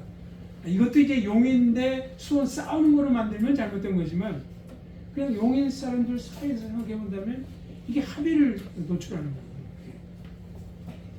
이런 것들 다. 지금 이루어지고 있는 바 보존 유지, 우주 및 동생물 세계가 그리스도의 능력에 의해 유지되고 있음을 인정하는 것. 여러 가지 아까 나의 개인적 생명이 주님의 뜻에 달려 있음을 아는 것. 내가 지금 보존 유지되는 것, 그건 뭐냐? 야고보사님, 너희 생명이 무엇이냐? 너희는 잠깐 보이다 없어지는 안개니라. 내가 하나님의 뜻이면 살기도 하고 이것도 하고 저것도 하고. 우리가 아침에 일어나서 눈 뜨는 것이 어저께 헬스에서 훈련을 많이 했기 때문에 내가 살아있는 걸까요? 헬스 할아버지일 때도 호흡 걷어가면 금방 섞기 시작해요. 우리는 근본적으로 주님이 주권적 은혜로 나를 붙들고 있기 때문에 하는 거예요. 물론 그 주님이 나를 붙들고 있는 수단이 운동도 있고 뭐 음식을 가려 먹는 것도 있는 건 사실이지만, 그리고 음식 잘 가려 먹고 헬스하면은 오래 살고 뭐 건강이 그거 아니라는 거죠. 나의 구원이 주님의 중보 때문에 유대가 있습니다. 내가 처음 구원받고 찬양하는데 구원이 계속 성화의 과정에서 마지막 성도의 견인까지 가는 이 과정이 사실은 그리스도께서 하나님 옆에서 우리를 위해서 중보하고 계세요. 지금 그리스도의 대제사장적 사역은 지상에서만 있는 것이 아니에요. 십자가에서 죽으면 다 이뤘다. 이제 주님의 제사장 사역은 다 이뤘. 그게 아니고 거기서 다 이뤘다는 것은 땅에서의 제사장 사역을 다 이뤘다는 거죠. 지금도 하느님 우편에서 하늘에서 하늘의 성소에서 주님께서 우리를 중보하고 계세요. 재림할 때까지 계속 하실 거예요. 이것 때문에 내가 넘어지고 쓰러지고 하면서도 구원을 계속 유지해 가고 있는 거예요. 비록 이 세상의 문화 활동이 죄에 물들어 있긴 하지만 7페이지 맨 마지막입니다. 그럼에도 불구하고 주께서 붙드시기 때문에 가는 것을 깨닫고 있는 거예요. 만약에 문화 활동도 주님이 안 붙드시면 어떤 일이 벌어질까요? 대표적인 예가 바로 바벨탑의 언어 혼란이에요. 일단 문화 활동도 주님이 손을 놔버리면은 언어가 소통이 되잖아요. 언어가 소통이 안 되면 문화 활동이 불가능해져요. 지금 이 타락한 세계도 불구하고 그 일반 은총에 의해서 언어의 소통이 가능해요. 그래도 이제 서로 소통이 안 되고 싸우고 찢어갖고 하지만 그래도 이렇게라도 되는 게 뭐 때문이냐? 그리스도께서 지금 붙들고 계시기 때문에. 그리스도께서. 8페이지 마지막으로 사회 각 영역이 그나마 그 존재를 유지하는 것은 주님의 붙드심 때문임을, 가정도 그렇고 교회도 그렇고 정부 일반 세계도 그렇고. 셋째 핵심, 장차 이루어지고 완성. 자연히 구속의 완성일 것을 기대하고 기뻐. 로마서 8장에는 온 세계가 허무한데 복종하고 있는데 하나님의 아들들의 자유에 나타난 걸 피조 세계가 좀 기다리고 있다. 한탄하면서 기다리고 있다. 그런 표현을 쓰죠. 우리가 온전히 부활의 존재로 변화될 걸 기다리며 소망하는 것. 우리의 문화물이 성령의 정화 역사를 통해 새하늘과 새 땅에 보존될 것을 믿고 기대하는 것. 주님의 재림과 더불어 가정교회 사회는 완전히 통합될 것이고 그 가운데 상보성, 친밀성, 합의성이 온전히 드러날 것을 기대하며 그리워하는 것.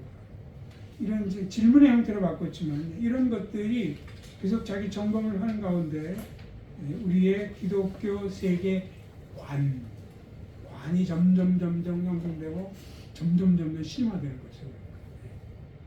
이렇게 될 때 그 결론을 정리한 것처럼 기독교 세계관은 이원론의 문제를 예방도 하고 해결도 해줘요.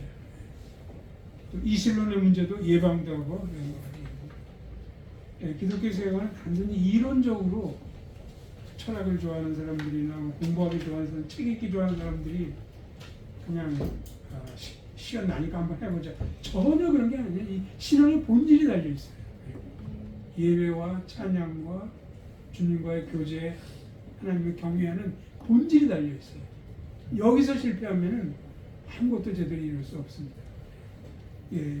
여러 가지 이론적인 것이 많이 따르긴 하지만 이 점을 생각하셔서 한번 김 목사님 계속 계시니까 오늘뿐만이 아니고 앞으로도 기독교 세계와 같이 하고 기도하고 또 우리 신앙에 적용시키고 우리 영성이 심화되도록 하는 쪽으로 기도하고 마치겠습니다. 질문 질문하시죠. 여러분이 아마 미리 이걸 강의록을 받으시고 읽으신 분도 있고. 제가 질문한 한 번 넘어갔는데 제가 강사님 오셨는데 질문. 기왕교수님 오셨으니까 이 세간을 이거 공부했는데 그 기독교인의 정치 참여, 사회 참여 이런 거는 우리 어떻게 할 수 있는지, 아니 또 어떻게 해야 되는지 제가 어렵게나 말하면 하겠습니다. 우리 제 지인을 보면은 한 분은 이게 다 어떻게 그 성도들이 다 우파만 모여가지고 태극기 집회에 참여하게 되고 또 한 분은 이렇게 뭐 좌파 분들만 모여가지고 뭐 조국 수호 집회에 참여하고 이러는데 우리 교회는 딱딱 이렇게 반반씩 있는데 기독교인이 이거 보면 다들 근데 이제 말은 이제 교회 와서 저도 뭐 이렇게 그냥 뭐 이렇게 그걸 권장하지 않으니까 교회에서 자꾸 이제 말 안 하지만은 아마 다들 이제 정치 유튜브도 많이 보시고 다들 좋아하는 성향이 있을 건데 기독교인의 이 정치 참여, 사회 참여 이거 좀 이야기해 주시면 좋을 것 같습니다. 지금 이 사안에 있어서 제일 중요한 것은 기독교인의 정치 참여라는 것과 예. 어떤 정치적인 견해를 갖느냐 이 두 가지를 구별해야 돼요 지금. 무슨 뜻인지 아시겠어요? 내가 태극기 부대든 아니면 뭐 또 딴 부대가 뭐가 있는지 모르지만 어느 쪽인 것은 2차적인 문제예요. 1차적인 것은 모든 그리스도인은 정치적인 참여를 해야 된다는 거예요. 그러니까. 그게 우리의 1차적인 과제입니다. 예를 들면 뭐 아주 쉽게 얘기하자면 뭐 될 수 있으면 그 투표에 우리가 적극적으로 참여해야 된다. 그건 태극기 부대든 뭐 글쎄 뭐 성조기 부대든 뭐 누군지 다 해야 될 거잖아요. 그 다음에 정치라는 것은 결국 이 파워를 어떻게 분배하느냐 문제거든요. 그러니까 이제 우리는 이 사회에 지금 여러 사람들이 이 파워가 제대로 분배가 안 되고 있으니까 그런 걸 고민하는 거죠. 현재 대통령을 지지하느냐 아니면 예전에 누구 그건 2차적인 문제라니까요. 훨씬 1차적으로 해야 될 것들 많은 것들 교회에서는 그것만 가르치면 돼요. 거기 우리는 그냥 너무 그 2차적인 문제하고 싸우고 막 서로 얼굴 쳐다보지도 않고 하는데 그건 각자에게 막 자기가 알아서 할 거고 그게 뭐 태극기 부대와 뭐만 있겠어요? 좌파만 있겠어요? 스펙트럼이 7, 8가지가 넘어요. 그래서 이제 그럼 이런 것들 어떻게 다루느냐? 저는 이제 저한테 많이 온다면은 각 입장을 다 소개를 합니다. 제 입장을 먼저 밝히질 않아요. 이런 정치적인 견해 문제로 가면 저는 제 입장을 절대 먼저 밝히지 않아요. 각 입장을 몇 가지를 다 소개를 해요. 그리고 각 입장의 장점과 왜 생겼는지 뿐만이 아니고 장점과 단점을 다 열거합니다. 그리고 그 중에서 그 사람이 선택하도록 두어요. 거기서 막 자리가 흥분해가면서 안 오면 막 너는 빨갱이야 하는 뭐냐든지 아니면 또 좌파도 심한 좌파는 또 거꾸로 나가잖아요. 거기에 우리가 너무 혈안이 돼 있는데 참 우스꽝스러운 생각이 많이 들어요. 그리고 이제 만약 물어보면 저는 바로 이 입장입니다. 그렇지만 뭐 제 입장에도 약점도 있고 뭐 그리스도인은 그러면 서로 다를 수 없어요. 로마서 14장에 보면은 어떤 사람은 믿음이 강해서 고기도 먹고 뭐 이것도 하는 사람도 있고 아닌 사람도 있고 어떤 사람은 이날 지키고 어떤 사람은 썬데이도 지키고 안식일도 지키고 절기도 지키는 사람이 있었던 것 같아요. 그때 바울 사도가 로마서 14장 5절 6절 각기 자기 마음에 확정할지니라 그 자유를 줬어요. 정치 견해든 뭐 경제적인 거든 과학과 신앙과 관계든 그 우리가 본질적으로 성경이 이렇게 하나 해야 된다 얘기한 거 외에는 서로 자유를 주고 그러면 좋죠. 근데 우리나라는 그렇잖아요. 본질은 저리 가라고 지역적인 문제라고 피튀기가 싸우고 막 갈라지고 하는 건 참 그 안타까운 문제인데 어쨌든 뭐 거기까지만 얘기하죠. 교수님 제가 지금 말인데 이제 교수님 오시니까 선생님 오셔가지고 우리 교인들한테 제가 뭐 우리 교인들 딴 데 교인이든 제가 제일 많이 질문 드렸던 것 중에 하나가 그냥 좀 제가 뭐 이렇게 교수님이시니까 제가 이게 편하게 이게 지서적으로 이야기하면은 우리 이게 정광훈 목사님 같이 이게 목사한테 정치 참여하는 거를 어떻게 봐야 되냐 이렇게 많이 물어보는데 저도 우리 동기나 친한 목사님들하고 이야기하니까 한 부류는 아브라함 카이프도 목사한테 네덜란드 수상을 했는데 못할 이유가 뭐가 있냐 이런 말 한 분 있고 한 분들은 또 뭐 무슨 목사가 정치냐 목사가 비켜만 해야지 이런 말 하는데 좀 거기에 대해서 좀 이야기해 주시면 그거는 이제 각각의 그 국가적인 상황과 그 시대 상황과 개인의 기프트 여기 따라 달라져요. 목사님도 정치에 참여하는 사람도 있고 참여하지 않는 사람도 있고 예를 들면 지금 꼭 이제 그걸 또 떠나서 얘기한다면 목회자 중에 치과 의사도 있고 변호사도 있거든요. 그래서 그 변호사는 반드시 자기는 설교도 하면서 변호를 하는데 그 사람이 다 모든 변화를 보고 기독교인 보고 너 왜 목회는 안 해? 이렇게 할 수 없는 거고 그거는 그 시대 상황 그 다음에 그 사람이 처해 있는 이 로컬의 그 상황 그다음에 개인의 은사 이런 게 다 달라지는 거죠. 거기서 이제 아브라함 그다 정광 누구죠? 하여튼 뭐 그분처럼 다 목사니까 다 그렇게 해야 된다든지 또 그렇게 안 하면 전부 잘못됐다든지 그것도 역시 우스꽝스러운 거죠. 그런 사람도 있고 그렇지 않은 사람도 있는 거죠. 그것도 본질이 아니에요. 그것도 본질이 아닙니다. 그럼 누구든지 아까 얘기한 것처럼 우리에게 주어진 정치적인 권리, 임무는 나야 되는 거고 파워가 어떻게 분배되는지를 면밀하게 살펴서 자기 나름대로의 크리티컬 마인드를 하는 것은 모든 사람이 다 해야 될 거예요. 거기서 분명 어떤 정책을 더 우선을 둬야 되고 복지를 먼저 가야 될지 아니 그걸 요리대서 차이가 있죠. 그러니까 우리 세부 상에 있어서 너무 옥죄려고 하지 말란 말이죠. 이 본질을 본질 문제에서 할 거 얼마나 많은지 몰라요. 좀 그걸 좀 강조하고 싶어요. 정광 목사가 잘했는 못했는 또 거기에 대해서는 제 개인을 묻는다면 얘기하기 좀 그 문제가 아니라는 거죠.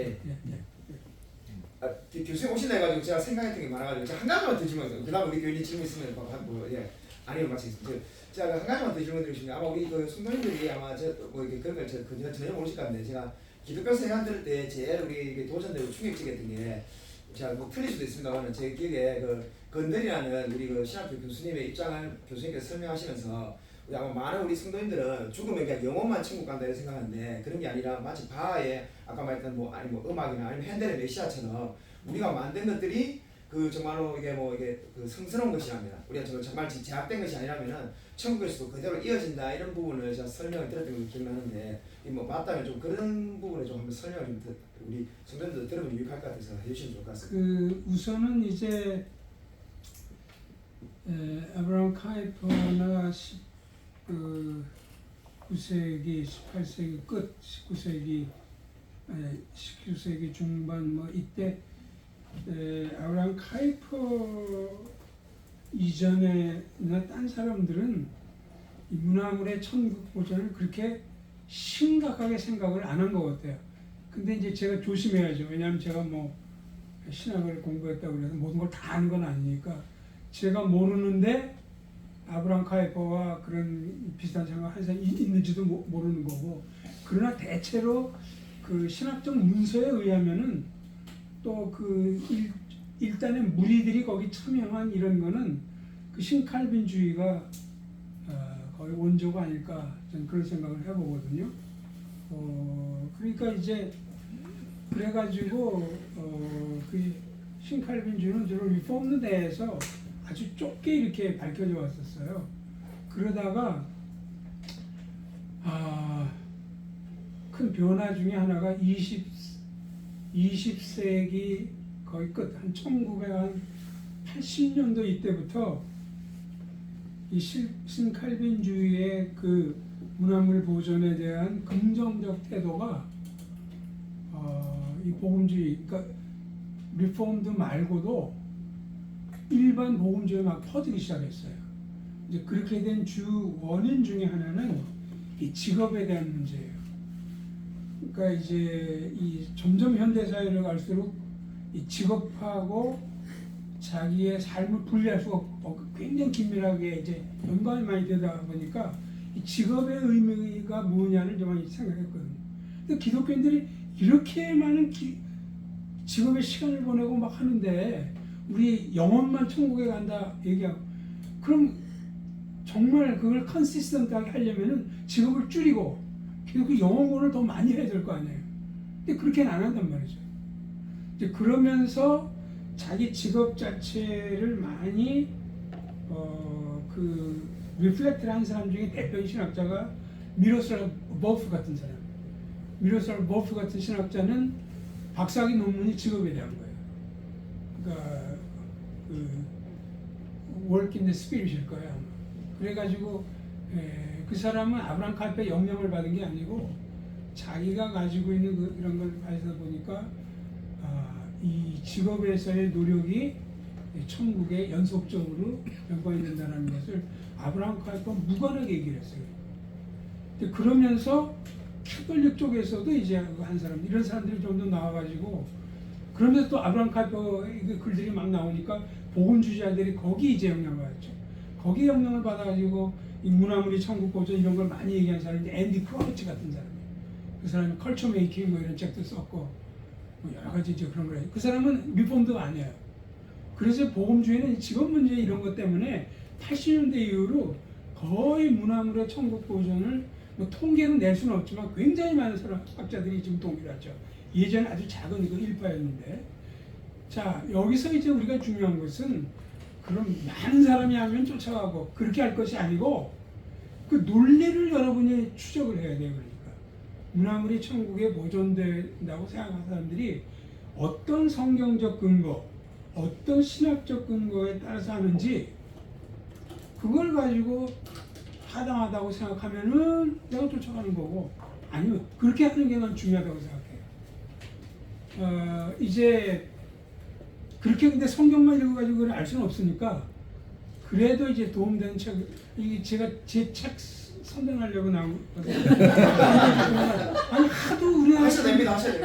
없어가지고 할 수 쓴 게 이제 문화물의 천국 보존과 일반 은총 제가 부흥가게 역사에서 뭐 책이 많이 팔리지는 않지만 진짜 어려우니까 그러니까 그 책, 제 책을 무조건 쫓아가려는 게 아니고 거기서 주장하고 있는 그 아르기먼트가 합당하다 생각하면 그래서 쫓아가는 거고 아니면은 뭐 완전히 그걸 부인하고 그냥 계속 영원 천국설을 주장할 수도 있는 거고 뭐 저는 거기서도 영원 천국설 제가 좋아하진 않지만 또 그걸 자기 소신에 따라서 그렇게 하는 사람들을 다 뭐 적그리스도라든지 뭐 신앙이 미신점 절대 그렇게 하고 싶지 않으니까 뭐 그런 책들의 도움을 줘서 여러분이 근데 그걸 직접 할 수 없으면은 그 이제 목회자들이 도움을 줘야죠. 목회자들이 그런 책을 읽고 좀 쉽게 풀어가지고 교인들한테 설명을 해주고 최근에 그 IBP에서 번역을 했고 그 천국에 대한 4가지 견해라는 책이 나왔어요. 그것도 아주 흥미로운 책인데 그것도 뭐 일반 사람이 읽고 쉽게 소화할 수는 없겠지만 목회자들은 읽고 좀 소화해서 교인들에 소개하고 하는 것도 좋겠죠. 나온 지 1년도 안 됐을 거예요. 천국의 4가지 IBP에서 번역해서 나왔어요. 그 제가 보니까 김성실 목사님이 교우분들이 하고 싶은 질문을 차마 못하니까 그걸 맡아가지고 대변자로 다 질문을 안 하고. 그러니까 제가 평상시에 물어보고 싶은 것을 솔직히 물어볼 데가 없는데 스승님이 오셔가지고 제가 여쭤봤어요. 예, 좋습니다. 또 딴 분들도 질문하셔도 돼요. 예.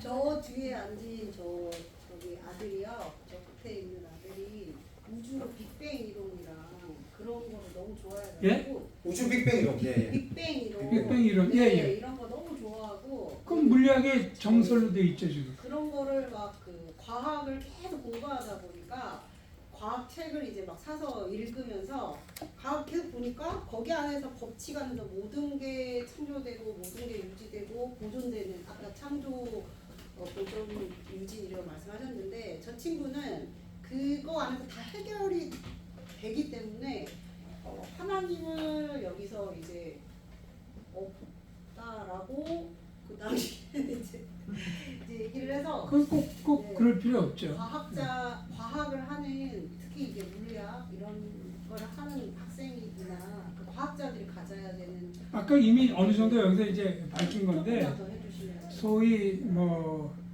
그 빅뱅 이론도 그 안에 여러 법칙들이 몇 가지가 이렇게 돼 있는데 그 빅뱅 이론이 빅뱅 이론으로 성립할 수 있는 것도 주님이 지금 붙들고 있기 때문에 가능하다는 거죠. 예. 그 결코 이것은 그 빅뱅 이론의 그 나오는 그것 자체가 하나님을 못 믿도록 만드는 건 아니에요. 예. 꼭 그럴 필요 없죠. 예. 물론 이제 그 법칙 주라는 것 자체가 성경과 어긋난다든지 오히려 지금 빅뱅 이론 때문에 그 유신 논증 하나님이 존재한다는 것을 성경에 의존하지 않고 철학적으로 설명한 이론을 유신 논증이라고 그러거든요. 그 중에 이제 원인 논정 논증이라는 게 있는데 원인 논증인데 얼마나 탄력을 받아가지고 무신론 격파하는데 얼마나 지금 많이 쓰고 있는 거예요. 컬럼 커스멀라지컬 아규먼트 해가지고 이제 그런 거 완전히 발전시킨 사람도 있고. 예, 누구 질문하시려고? 예. 그 교수님께서는 핸드폰을 안 가지고 계시다고 제가 들었습니다. 예. 근데 이제 사실은 제가 아이들하고 요즘에 제일 그리고 교수님은 문화가 다 이제 이게 안에 있기 때문에 근데 이 스마트폰을 볼 때마다 이게 굉장히 악하다는 생각을 저는 이제 하는 거죠. 예, 예. 근데 이제 아이들이 그게 이제 문화기 때문에 갖고 있을 수밖에 없는데 근데 많은 시간, 이 귀한 시간에 근데 이거를 이제 보게 되는 거잖아요. 그래서 이 스마트폰을 에 대한 이 아이들 또 부모로서 이게 이제 해줘야 되는데 좀 그게 되게 어려운데 교수님 저는 스마트폰을 사용하는 게 네. 그게 약해서 그런 게 아니고 제가 약해서 제가 기계에 약해서 그래서 안 하는 거고 네. 뭐 저도 스마트폰을 통해서 뭐 성경 읽고 해설 읽고 할 때 다 사용하고 특별히 책 신청할 때는 아주 중요한 수단을 사용하고 있는데 그거 이제 보다는 우선 저는 아이들이 이제 그럴 때 부모의 의식이나 부모의 그 가치관이 굉장히 중요하다고 생각하는데 악은 어떤 것이든 물질 자체에 내재해 있지 않아요. 악이나 선이라는 것은 물질 자체, 이런 컵 자체가 선하든 악하다든지 그 악과 선은 영적인 존재 안에만 내재해 있을 수 있지 스마트폰이라든지 뭐 TV라든지 실제 포노그래피 영화를 할지라도 그거 자체 악이 이렇게 막 내재되어 있고 그런 건 이제 아니란 말이죠. 그러니까 이제 우리 마음의 문제예요. 결국. 우리 마음이 이제 그래서 어떤 사람에게는 스마트폰이 정말 악하게 그렇게 될 수도 있고 선한 거로 이제 될 수도 있고 그래서 이 물질 자체에 악이 있다고 하면 그게 마니교 그 어거스틴이 창조받은 마니교고 좀 동양적인 그런 그런 금욕주의하고도 연관되고 이제 그런 것이니까 근데 이제 실제적으로는 피해를 많이 줘요. 스마트폰이 뭐 여러 가지가 이제 피해가 많은데 그거는 저보다 또 그런데 나와 있고 번역된 책이 좋은 책들이 꽤 많이 있어요. 근데 그런 걸 좀 사서 읽고 또 목회자 소개를 통해서 그 읽고 하면은 좀 균형된 견해를 가지고 있어요. 뭐가 위험하고 뭐가 한지를 그렇게 해서 그 스마트폰을 쓰고 이런 분들은 그러니까 이 오디오 비디오 기기 금식이라는 걸 해야 됩니다. 우리는 보통 이제 금식을 예전에 할 때 밥 안 먹고 물 안 마시는 게 이제 그 정도로 했지만은 이제는 어떤 사람이 실제 TV 금식도 해요. TV에 너무 우리가 이제 많이 보니까 어떤 일주일에 날을 정해 그때는 의도적으로 그때는 그걸 안 하는 거죠. 버리고 그때 뭐 기도라든지 묵상하든지 뭐 애들하고 놀든지 하여튼 전 현대인들에게 좀 그게 좀 필요하다고 생각해요. 스마트폰 이런 기기의 금식 그 자체가 악해서 그런 건 아니에요. 그러니까 많은 사람들이 자꾸 혼동을 해요. 그러니까 이게 자체가 악한 것처럼 그런 기독교 세계관에서 멀어지는 거예요. 그러니까 그러나 우리 마음에 따라서 이게 굉장히 악을 유발할 수 있기 때문에 균형 있게 시간 사용의 균형 있게 해주고 거기에 얽매게 되고 이제 뭐 그거 보면서 내가 뭐 페이스북에 올린 거 가지고 좋아요가 몇 개 있는지 그 애들도 자상이 요즘은 전부 그거로 대응하는 거예요. 그러니까 이게 악하게도 되고 이제 그렇게 되는 거죠. 그러니까 이제 그런 문제점 같은 것이 좀 더 자세히 저도 뭐 조금 이렇게 알긴 하지만 좀 더 자세히 하려면 그런 책들을 좀 이렇게 읽으시고 해서 부모 자신이 그 유익을 활용하되 그거에 압도되지 않도록 그게 필요하다고 생각해요. 뭐 그건 뭐든지 그래요. 성이 좋지만 거기에 완전히 매몰돼 가지고 하는 건 바람직하지 않죠. 음식이 좋고 커피가 좋고 하지만 완전히 거기에 완전 매몰돼 가지고 그렇게 되지 않. 그건 뭐든지 하나님 외에 딴 것에 그게 심해지면 그게 우상숭배잖아요. 그러니까 이제 그런 면에서 이제 해야 되고, 아이들의 경우는 우리가 좀 더 아직 완전히 의식이 발달하지 않았기 때문에 좀 더 규율을 정해줘야 됩니다. 그 집안마다 그 아이에 맞는 규율을 정해서, 그러나 그 규율을 정할 때는 아이도 동의를 해야 되고, 그걸 일관성 있게 지켜나가야 돼요. 몇 시간만 한다든지, 예를 들면 뭐가 지나면 안 한다든지. 그래서 내가 이렇게 하는 것이 널 괴롭지만 너의 유익을 위한 것이라는 것. 그러려면 이제 평소에 부모와 자녀 사이에 의사소통이 전제돼야죠. 그게 뭐 깨져 있는데 하면 애들은 반발하고 이제 안 하니까 이제.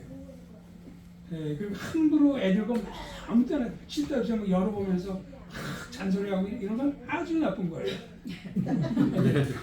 애들이 그 나이 때가 이 자율성이 커가는, 자율성이 자라가는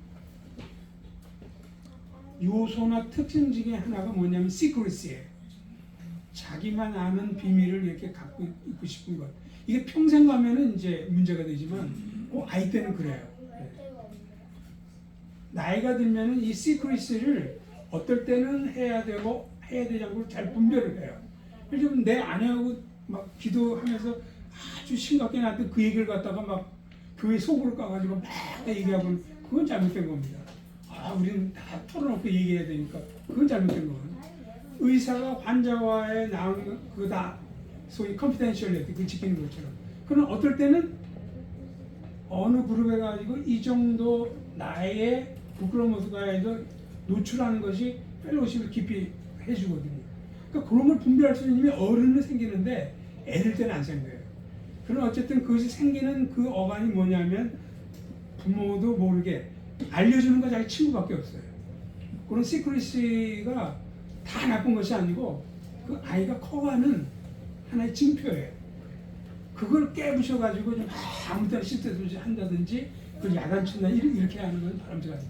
그런 면에서는 이제 폴 투니어 같은 사람이 그 비밀이라는 책 그런 것도 있고 그런 걸 보면 그런 얘기를 잘 썼어요. 그렇죠. 저는 뭐 워낙 그걸 안 하기 때문에 잘 모르는데 이제 그런 걸 이제 통해서 이렇게 배우고 하죠. 그래서 애들한테는 기율을 그렇게 정해서 합일본가를 해야 되고, 요거는 철칙으로 계속 할 건 아니고 아이가 크면 클수록 자율성을 더 많이 줘야 돼요. 그러니까 자율성과 규율은 반비례해야 돼요. 어렸을 때일수록 규율이 있어야 됩니다. 그러나 아이가 자라면 자랄수록 규율이 줄어들고 그 자율성에 맡겨야 돼요. 나중에는 결국 부모도 자녀와 친구가 되고 더 지나고 나서는 오히려 부모가 학생이고 자기 자녀가 선생이 될 때가 있어요. 그래서 오히려 물어보고, 저도 이제 그런 걸 많이 겪거든요. 그런 식으로 플렉서블하게 변화가 되어야 되는데 현재 이제 자녀들의 경우는 이제 그래도 규율이 필요한 그런 시기니까 스마트폰과 관련해서, 그리고 이제 잘못을 해서 하면은 어떤 벌칙을 정했으면 그걸 그대로 시행하는 게 좋아요. 거기서 또 막 너 너무 힘드니까 그만둬 이런 식으로 다 바꿔놓기 시작하면 애가 혼란을 일으켜 오히려. 그러니까 이제 아주 뭐 일부만 얘기하죠. 이거 뭐 그런 것들도 또 이 자녀 교육에 대한 책들이 또 많이 또 좀 자꾸 책 장사가 그러니까 성경이 다 나와 있지 않은 것을 책이 보충을 해줘요. 아니면 사람이 보충을 해주면 좋은데 그 많은 사람이 다 불러놓고 전부 들을 수 없잖아요. 그거의 서브스티튜트이 바로 책이에요. 좋은 책을 잘 이렇게 골라서 읽으면은 성경에 나와 있지 않은 현대의 삶에 필요한 그런 것들이 다 있어요. 근데 이게 또 우리가 또 책을 안 읽어요. 성경도 안 읽지만 어쨌든 그러니까 이제 그렇게 해서 또 질문. 사실 스마트폰 얘기를 하다 보니까 저는 잘 모르는 스마트폰 건데 안 하는 그 교수님한테 자꾸 스마트폰 저는 그래서 스마트폰에 스투피드 폰 부모님들이 여기 10대 친구들이 많이 있다 보니까 공부하라고 이렇게 말할 때 제가 기독교 엄마랑 안 기독교 엄마랑 똑같이 야 공부해 이거 말고 이렇게 기독교 생각하고 있다 보니까 이렇게 한마디를 하더라도 기독교 관점으로 이렇게 학생은 아이한테 공부하란 말을 이렇게 스마트폰만 계속 붙들고 있을 때 뭔가 좀 하나님의 관점으로 한마디를 해주고 싶은데 공부해 이 말 말고 어떤 딱 한마디로 할 수 있는 글쎄 뭐 제가 정답을 갖고 있지도 않고 또 제가 말하는 것만 유일하게 맞는 거라 이렇게 생각하지는 않지만 그 부모 입장에서 그러니까 항상 이 부모의 가치관과 부모가 어떤 건전한 사고를 가지고 있느냐가 중요해요. 대부분의 경우 부모들이 왜곡되든지 자기에게 주관적으로 자기가 배운 거 이걸 가지고 포스를 그러니까 내용도 잘못됐고 방법도 나쁘고 그 영향을 누가 애들이 다 받는 거죠. 그러니까 일단은 부모가 올바른 사고를 갖는 게 굉장히 중요해요. 그리고 그것을 올바른 방법으로 아이들한테 설득을 해야 되는 거고. 근데 이제 그 공부를 왜 하는지 그게 부모가 명확해야 돼. 왜 애들 공부시키는지 다 인류대학 가기 위한 거 실제로 따지자면 그거 굉장히 잘못된 거죠. 공부를 왜 해야 되냐. 최소 두 가지를 얘기할 수 있어요. 하나님께서는 우리 모든 사람에게 기프트를 다 주셨어요. 그 기프트가 뭔지를 알아요. 그게 빵을 잘 굽는 거면은 그 길로 나가는 거예요. 예. 죄가 아닌 이상, 우리는 또 유교적인 게 있어갖고 항상 과학자, 의사, 아니면 뭐 이런 식으로 되는데 이게 부모가 그렇게 세큘러하게 생각하고 있는데 어떻게 애 교육을 시키겠어요? 부모가 많이 회개해야 되고 저도 굉장히 잘못을 많이 저질렀어요. 근데 부모가 이제 올바른 걸 제가 즉 그 아이가 가장 잘할 수 있는 것을 발견해야 되는데 어떻게 발견하는 길 중에 하나가 뭐냐면 학교 교육이에요. 그러니까 처음 교육 때는 영어든 뭐 일반적인 건 어느 다 배우면서 이제 그런 것들을 발견하게 되는 거예요. 그러니까 이제 그거 이제 굉장히 이렇게 중요하고 두 번째로는 공부도 결국은 섬기기 위해서 하는 겁니다. 결국은 이웃과 사회와 나보다 더 못 누린 사람들을 섬기기 위해서 공부하는 거예요. 그러려면 자기가 잘하는 것이 뭔지가 확실하게 가지고 있어야 돼요. 만약에 지체부재를 돕고자 한다면 이 특수교육과를 나와야 되고 거기서 빠삭하게 알아야 되고 근데 엉터리 공부를 해가지고 잘못 배우고 나왔다. 그럼 지체부재죠. 뭣도 없죠. 왜 의대생들이 막 해부학 할 때 뼈 가지고 열심히 공부하고 외우고 해야 되느냐. 오진 안 하기 위해서. 제대로 공부 안 하고 나서 얼마나 오진을 많이 하는데요. 아주 큰 오진은 아니더라도 꽤 오진을 많이 합니다. 그러니까 우리는 제대로 섬기려면은 기초 그 교육 과정을 뭐 홈스쿨링을 하느냐 그걸 해야 돼요. 그러니까 이게 부모가 그게 확실해야 될 것 같아요.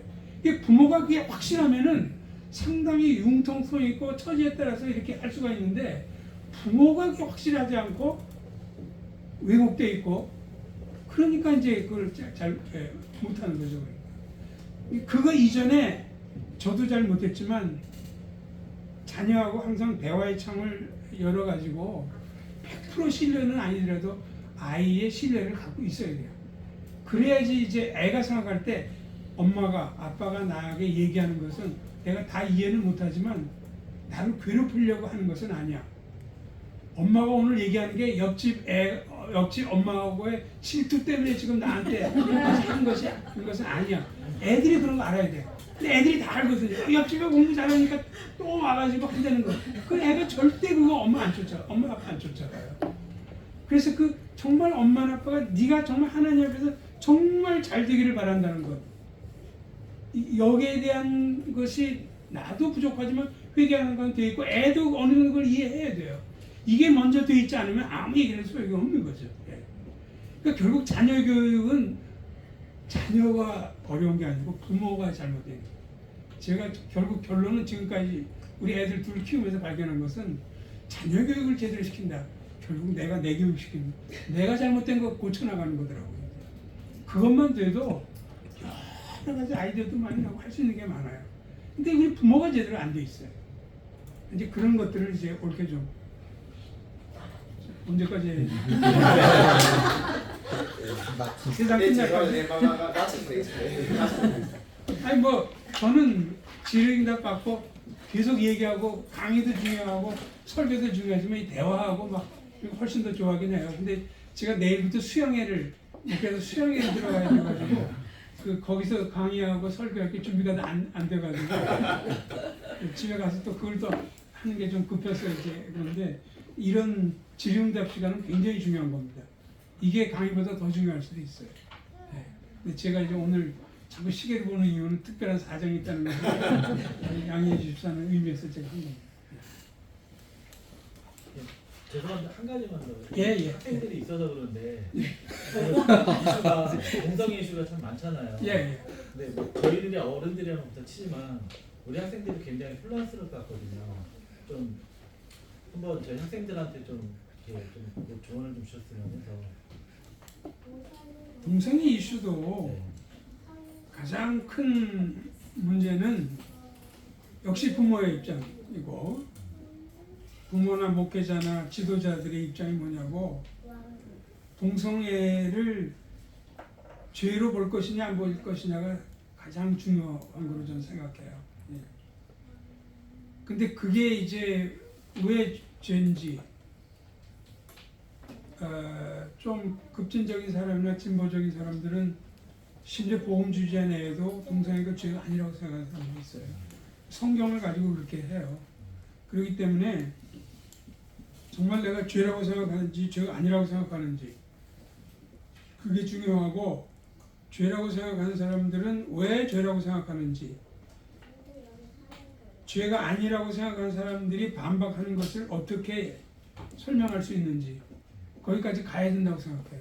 근데 목회자들도 그게 명확하지 않고 그러니까 결국 너무 오늘 제가 목회자에게 짐을 많이 줘서 죄송한데 그런 거를 이제 목회자들이 왜냐면 또 역시 또 책들이 나와 있고 뭐 여러 가지가 있으니까 뭐 저는 젊은 사람들하고 좀 하니까 저도 강의를 여러 개 하고 제 나름대로 뭐 자료도 있고 뭐 그런데 그래서 제일 첫 번째 레벨은 동성애가 죄냐 아니냐를 자기가 확정을 해 성경적으로 거기서 흔들리면은 두 번째 동성애가 죄라고 확정됐다 할지라도 우리는 동성애자들을 목숨을 다해서 사랑해야 돼요. 그러니까 대개 동성애가 죄라고 하는 사람들이 동성애자들을 목숨을 다해서 사랑하지 않아요.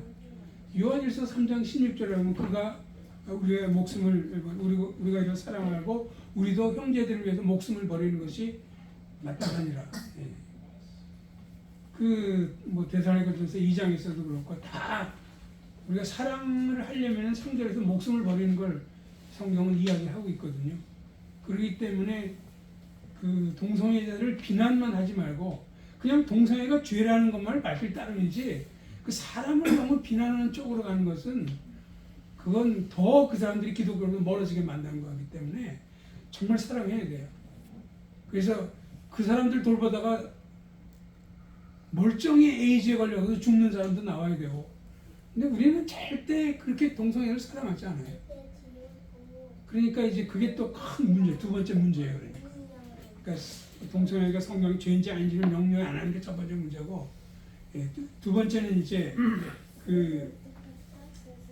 그게 죄라 할지라도 그 예수님도 죄인을 위해서 목숨을 버리고 왔다고 되어 있잖아요.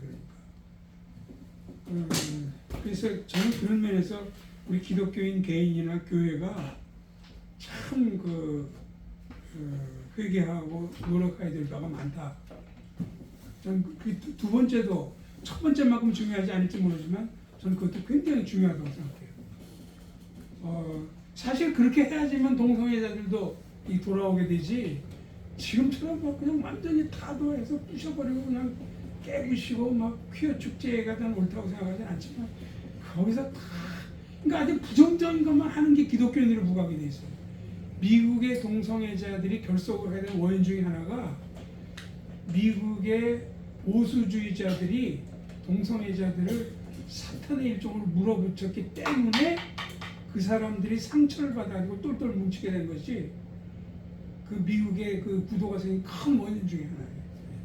그때 그들이 동성애가 비록 죄이긴 하지만 그들을 사랑하는 훈련을 했더라면은 상당히 달라졌을 것이다. 그렇게 얘기하는 사람들. 근데 우리가 그런 걸 보면서도 지금 똑같은 전철을 밟으려고 하는 것은 근데 제가 이제 동성애를 사랑해야 된다고 하면 어떤 분이 와가지고 그런 교수님은 동성애가 죄가 아니라고 생각하는 거예요. 난 동성애가 죄라고 생각해. 그걸 이해를 못해 사람들이. 죄는 미워하지만 죄인을 사랑에 대한 원칙은 여기서 통하는 거죠. 그래서 우리가 해야 될 일이 굉장히 많습니다. 셋째 사원은 이제 법제화의 문제예요. 차별법을 처리하느냐 이런 것들은 이제 저는 세밀하게 살펴봐야 되고 거기서 이제 기독교 사이에 약간 차이가 있을 수 있다고 생각은 해요. 거기서도 좀 자기하고 다른 입장을 마음에 들진 않지만 좀 용인하고 대화하고 이제 그런 여지를 가지고 좀 해야 된다. 그렇게 이제 세 가지를. 근데 이제 그 대부분의 문화는 지금 동성애를 이제 찬성하는 문화로 이제 가기 때문에 이제 아이들이 이제 맹목적으로 빠져들어가고 싶죠. 모든 영화나 그런 것들을 찬성하는 쪽으로 많이 가니까. 근데 그렇다 할지라도 우리는 첫 번째와 두 번째 포인트 동성애는 적어도 이 성경을 하나님 말씀을 믿는 사람 입장에서 볼 때는 그것은 죄다. 그렇지만 우리는 그 죄인들을 사랑해야 된다.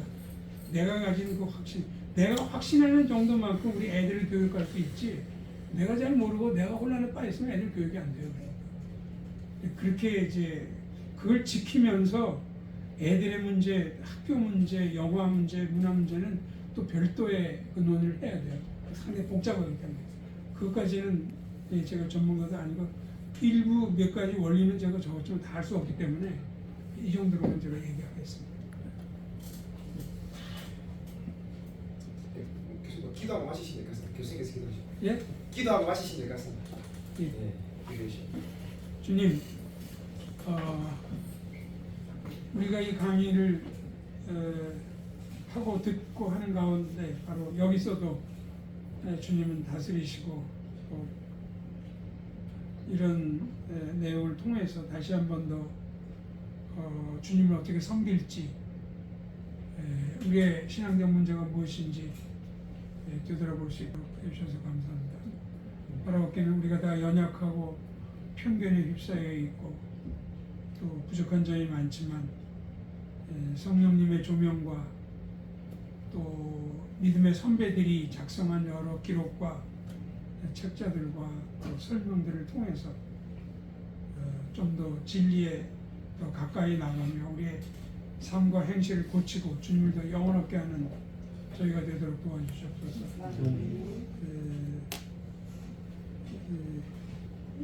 넘치는 은혜 교회가 바로 그런 역할을 하는데 목회자와 또 리더들을 잘 사용해 주시고 이곳에서 그런 첨단 의미의 부흥과 진리의 각성이 일어나도록 역사해 주시옵소서. 우리 주 예수 그리스도 이름으로 간절히 기도합니다. 아멘.